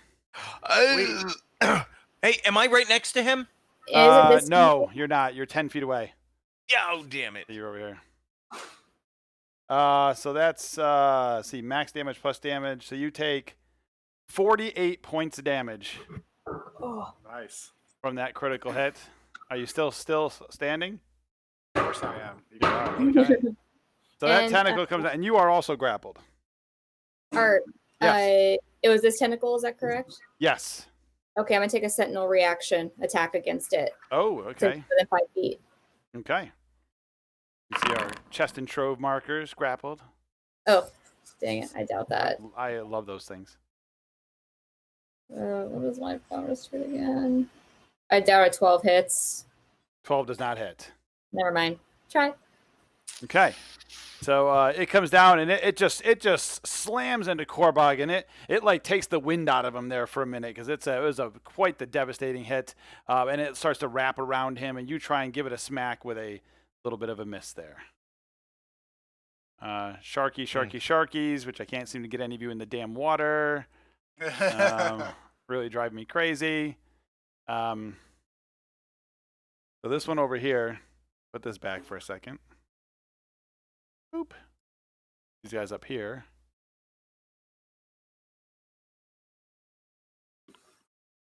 Okay, so these two dragons, the green dragon and the bone dragon, both launch these attacks at other members of the crew. Blasting their breath weapons. The green dragon shoots out like this chlorine gas that hits a bunch of them. The bone dragon shoots this like black ray that hits this minotaur over here and kills it. Oh, precarious. He had so much to live for. And that will be it for them. I'll take them back off so people can see. I will put pictures of this up on my Instagram later so people can see some cool, like, actual pictures of close-ups. Nice. Sir Calamar. All right. So I'm going to look over the ship and into the swirling torrent below us. Can I get a sense of anything looking down, just at a glance, not a detailed look? Yep. Give me an Arcana check. Only an 11. Yeah, I mean, it definitely looks magical, and you did see these 3 dragons with this guy on it come flying up out of it. Give me, I mean, with what was it, an 11? Yeah. You don't think? I mean, it could entirely be a portal. Yeah. It doesn't look unlike it. I'm going to second wind. Okay. Oh, how gratifying. Okay, so 8 points.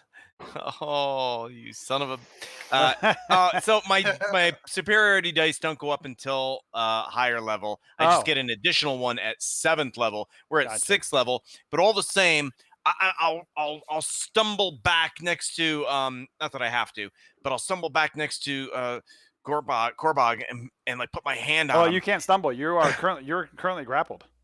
Oh, okay. Well, then I'll look over and I'll say, take heart. And I'll use my 3rd superiority die to give you temporary hit points. And that is 6 temporary hit points. Cool, thank you. And I use my action to try and break free. I'll use my action to struggle in the grips with a 15. You're close. So you start to like maybe get a little bit, like the tentacle starts to loosen up just a little tiny bit, but then it gets its grasp back on you and manages to hold on. All right, that's it.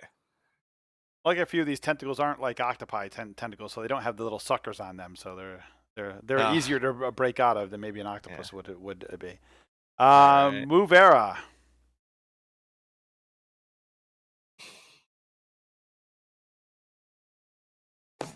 What do you think, Ember?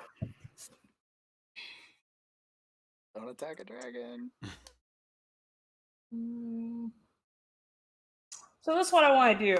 All right, like I'm looking around me. I see what looks to be like a portal, because I would assume that, because I've seen people go in and out of them thus far, and we've gone in and out of them, and I just saw 3 dragons appear out of there. I see this kraken, and I disbelieve any of this is actually happening. Give me a wisdom saving throw.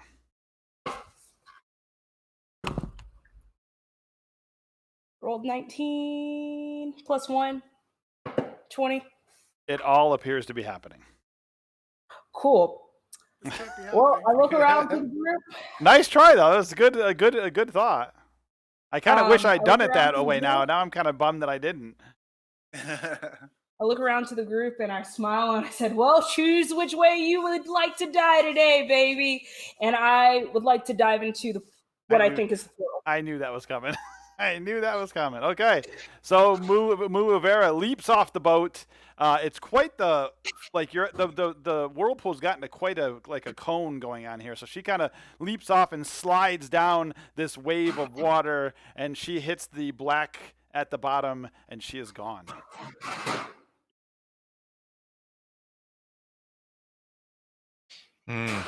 I'll black myself out now. Bryn. What the heck was that? That was Minotaur courage. The one who doesn't want to or doesn't care if she dies just ran off and jumped into the black hole. And then this is when we find out it really is a sphere of annihilation just sitting at the bottom of the water. Yeah. Can you virtually tear up her character sheet? Bring out a hammer and smack her mini on top of the head. Oh. Put it on a low priority D&D Beyond list for just virtual tearing up the character sheet. All right, I guess I'll take my action to look around the boat to see if there's anybody that is particularly perturbed by the dude riding the dragon. Like, is anybody seem like they know the person or is casting a spell at them? Give me a perception check.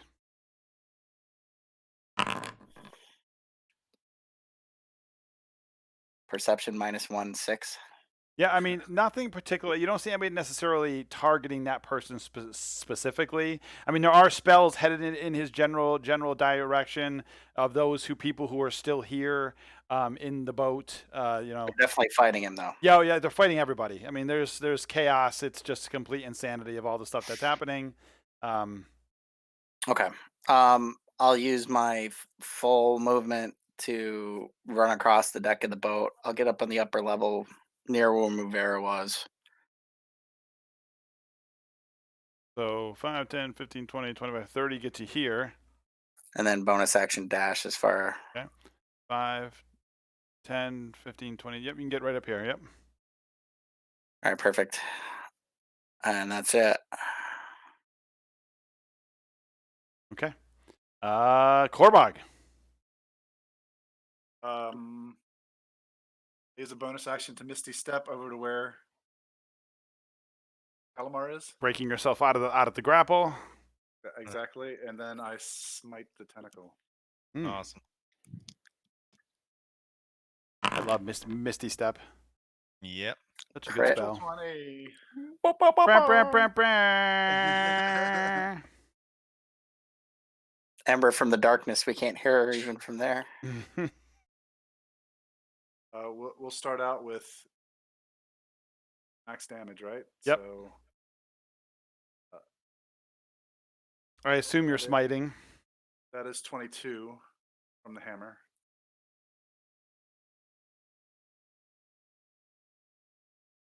Roll 3D.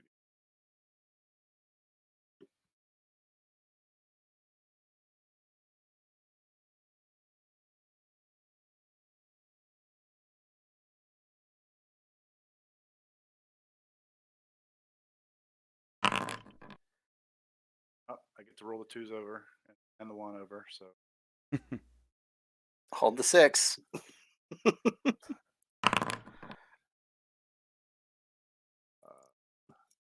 that gave me 1 more point. So 14 more. Yep. I did not smite. You didn't. Wow. Okay. But that's enough for the roll. Dan, go ahead and give me an escape roll. Either athletics or acrobatics, whichever's nice, better. dude. Nice. That's a 26. Yeah. So similar thing. So Korbog comes over and he smashes on this tentacle, and it loosens its grip just enough that you happen to slide out of its grip. All right. And then what I do is I run to the other side of the deck. Okay. I can get closer to these dragons, I guess. Yep. Okay. So yeah, there's these things here, and I'll put them back up here in a moment. Oh, actually, one of them gets to go anyway, so we'll do that. Yeah, I'm done. So from here now, we got this going on. This here. So from the back of the black dragon, that person, which looks somewhat familiar, vaguely familiar to you, Korbog, you're not entirely sure what, but he kind of points down at you, and this bolt of lightning comes ripping out of his hand, and you can give me a dexterity saving throw. Alrighty. What? Bad. That's an 18. Okay. How much health do you have left, Chris? I don't have any health. I have How many hit points? several hit points. I have 4 hit points and 6 temporary hit points. Okay. So as this bolt comes at you, and you are sure that you are dead, like this bolt's going to hit you, it's going to take you out. As it gets to you, and it gets to your chest and hits you, there's this flash of magic as all the bolt gets absorbed into your pocket. And you take nothing from it. What? And as you think about that for a second and you look, you see the little doll that Trant gave you sitting in your pocket, which is now charcoal smoking with a little bit of smoke coming up from it as it absorbed the entire attack. It's awesome. See, being nice to little kids pays off. See? Moral of the story. Be nice to Nah, little man. children. You're supposed to hurt all the kids, man. Those kids are devious, There's the man. voice coming from the I'll darkness. jump back in for that. Those kids, you can't trust those kids, man. Witchcraft. Does he react when that happens? Yes, he seems quite shocked. Like the look on his face was you were dead as well. Like he thought sure he was about to bake you into a pie, and it hits you and it doesn't. He's like very shocked that you didn't just get scorched. And Luca.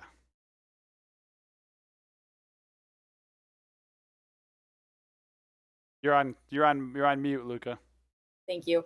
Kind of glancing over towards Calamar and Bryn, how are you guys looking? Are you okay on hit points or? On a scale of 1 to 52, I'm around 22. Oh, okay, so specific. Thank you. Such an odd scale. I don't know where he's getting this Very from. odd scale. And Bryn's probably unhurt, right? I feel 100%. Okay. Luca's gonna yell to you guys, "We have to go." Run up next to Korbog. Looking up at the guy who just tried to attack him, flip him the bird. Grabbing Korbog, I'm gonna cast Thunderstep on the two of us. Okay. And teleport us down to The captain's quarters. Teleport to the portal. Yes. So Korbog, Luca is about to teleport you. Do you want to go with her? Since I don't really know what she's going to do, yes. Okay. Okay, so Korbog teleports with you? If I knew what she was going to do, I'd probably say no. Okay. Oh. That's okay. But you don't, and you trust her. Because she hasn't screwed you over yet, so. Right. Yeah. So you're teleporting down into the water. Yes. An odd occurrence. I wasn't expecting this. Okay. Boom. So you guys teleport down and go into the blackness as well. And when we arrive, I say, "What have you?" At the end of the turn, those who are still here, which is Calamar and Bryn, the ship at this point has now broken in half. Snap! Oh, no. Like there's this crack, and the ship is broken, and the pieces are headed down towards the bottom, and they in fact do go into the portal. As you're getting ready to go in, though, the both of you, you've now seen those dragons have been grabbed by the Kraken as well. As the Kraken's starting to get dragged through this portal, the Kraken has grabbed the dragons and has pulled them with it. And the last thing you see before it goes black is all of you getting pulled into this portal. All right. You can put us back in the roleplay mode now, Bryn, if you want. Oh no! Oh, what happened? We're We almost done. lost our board. Got Hold on. Almost done. yeah, fix it. Yeah, we're almost It's because done. of a new board. Yep. What? Ember, you Okay. can turn your camera back on. Man, don't trust them kids, man. They're up to no good. So, as that happens and you guys wake up, an undetermined amount of time has passed. You aren't sure. You were unconscious. You wake up. You are on the island that you were trying to get to in the first place. About a Was my loincloth swept off? Yeah, your loincloth is there, safely in the spot. Okay. As if the gods themselves held it in place. For the sake of the world, keep his loincloth on. More of no one mere mortals should not see a heavenly sight such as that. They should be protected from the mortal from the Release the mortal's Kraken. He's like a Ken doll down there. So that's what you're saying, right? And you guys can see about a quarter mile away. You're on the island. About a quarter mile away is the big island in which Riverbreak is on, and there is a shipwreck on that island. Give me history checks. Or not history, give me survival checks. That makes more sense. Oh, Luca's got a natural 20. 19. Luca's on fire today with the rolls. 19. 16. I'm a 17 actually. So, so you guys, looking over there, those who got higher than a 15, which was most of you, I think, the boat looks like it's been shipwrecked for quite some time. From this distance, you can see and it looks like the falling star. Like you can tell, there's two pieces. There's like one on one side of the beach and one a little ways away from it. It looks very familiar to the falling star that you were just on. However, it looks like it has aged quite some time, as if it's been shipwrecked for a number of years. So I sit up and I look around at my surroundings and I say, "Blimey, what the hell happened? Where are we?" And I so now scratch. we get you? And I'm scratch. No. Yes. And just because we're almost out of time, I want to get you to a certain spot before we stop and leave you on a real cliffhanger. So you guys will travel yourself. You guys can get over to the beach and look at the ship with closer inspection. You will, in fact, guess that you have been the ship has been shipwrecked for many years, a significant amount of years. You're not entirely sure. Is anybody like a woodworker? Does anybody have like woodworking tools? I've got a tinker's kit. Tinker's tools. You can give me a survival check with disadvantage. Not exactly what I was looking for, but Survival 13. okay. Yeah, just you're talking 15 or so years. The ship's probably been so sitting not a here. century. No, not that long. It'd be really rotted and bad then, but it's pretty well rotted.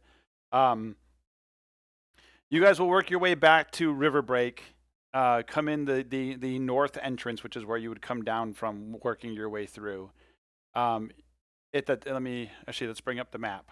Where's our big map here? Here, right? So you come up through this north side up here. I don't know why the map's not. And you get to this bridge right here, which goes over to like the Citadel area, and you notice the city is different. That most of the things are dark. It's kind of unlike what Riverbreak normally was in the past. Like you remember, especially over the Crush area, like it was always kind of sunny and nice. Where am I? What am I? This one. Always kind of sunny and nice and well, because you guys know that the druids controlled the weather and kept it nice over the area. It's all hazy and kind of dark. You guys can see these like in the distance over like in the Toil, which is over to your right. You can see these people kind of wandering around aimlessly in the Toil, and they have these glowing creatures like sitting on their shoulders, directing them around. While you stand here from this bridge overlooking Riverbreak itself, and you will end right there. Oh.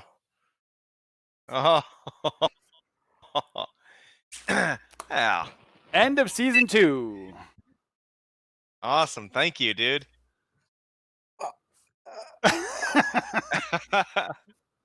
Perfect answer, Thad. That's exactly what I was looking for. Exactly Maybe we what I shouldn't was go looking running for. into black holes. Hey, Yeah. What other choice Dad, do we you have? never looked at my text message to you, didn't? Never looked at it. No, I didn't. I will have to tell you, I was want not. You to read it. I want you to read it out loud. Oh God, I gotta hear it. Go Minus for the cuss words. Okay, hold on. Put in beeps for the cuss words. And anybody watching, before he reads this, if you want to get in the raffle one more time, get into it before we close out. Exclamation point raffle for the last minute to get in on the giveaway for the dice bag and the Norse Foundry dice. So the Card King Pro dice bag and the Norse Foundry dice. Just felt like jumping in was the only option. No way in blankety blank we can beat 3 blankety dragons and a kraken.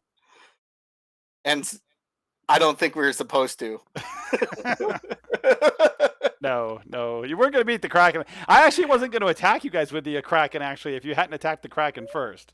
But I was going to let the Kraken just rip the ship apart. I totally did not expect you guys to just start leaping into the portal. I did not expect that. That's what I said. Choose which way you want to die. I'm a character. Like, one of my character flaws is that I don't fear death at all. Yeah. So. All right, everybody, let's do our giveaway. I'm going to close the entries. Awesome season, everybody. Thank you much. Yeah. And we're going to pick the winner. The winner is Rocket LS14. Oh, sweet. Woohoo. Awesome. Congrats. Hope you enjoyed the dice. They're gorgeous. Yes, the dice Yeah. are awesome. Also, I feel like this needs to be discussed, Arthur. Uh-oh. I'm in trouble. Okay, yeah. You think fully in now.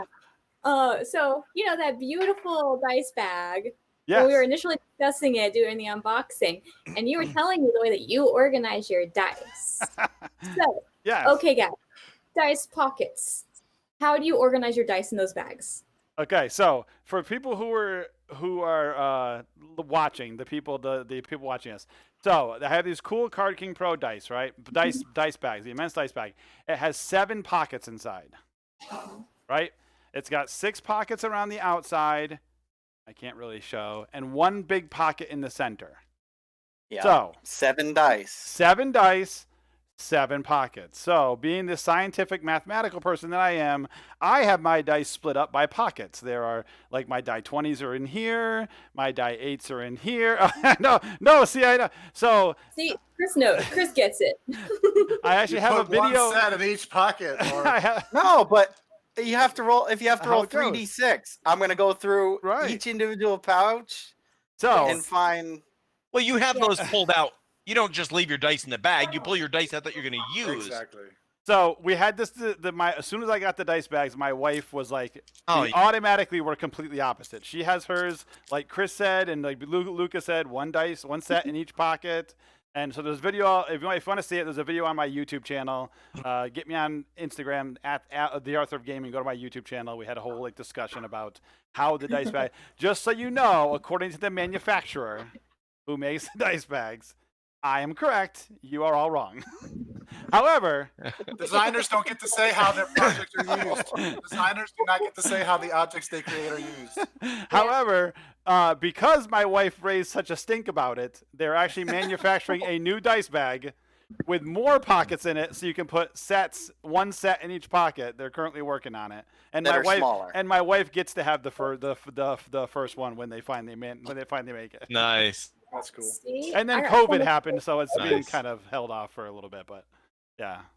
But you guys, these dice bags really are. I can't say enough about these dice bags. They are durable. The ties are amazing. They're thick. They feel nice. Like, they're awesome. And the Norse Foundry dice, the Norse Foundry guys have been so good to us. And their dice, all the max numbers have our Vorpal Board logo on them, and so many good colors. Really, go to Norse Foundry. They make awesome metal dice. They're so good, so good. As Rocket's going to find out, because he's going to get a set, and he's going to be very happy, I hope, with them. Be a girl. Yes, They. I'm sorry. They. Thank you. Thank you, Thad. Thank you, Thad. Very good.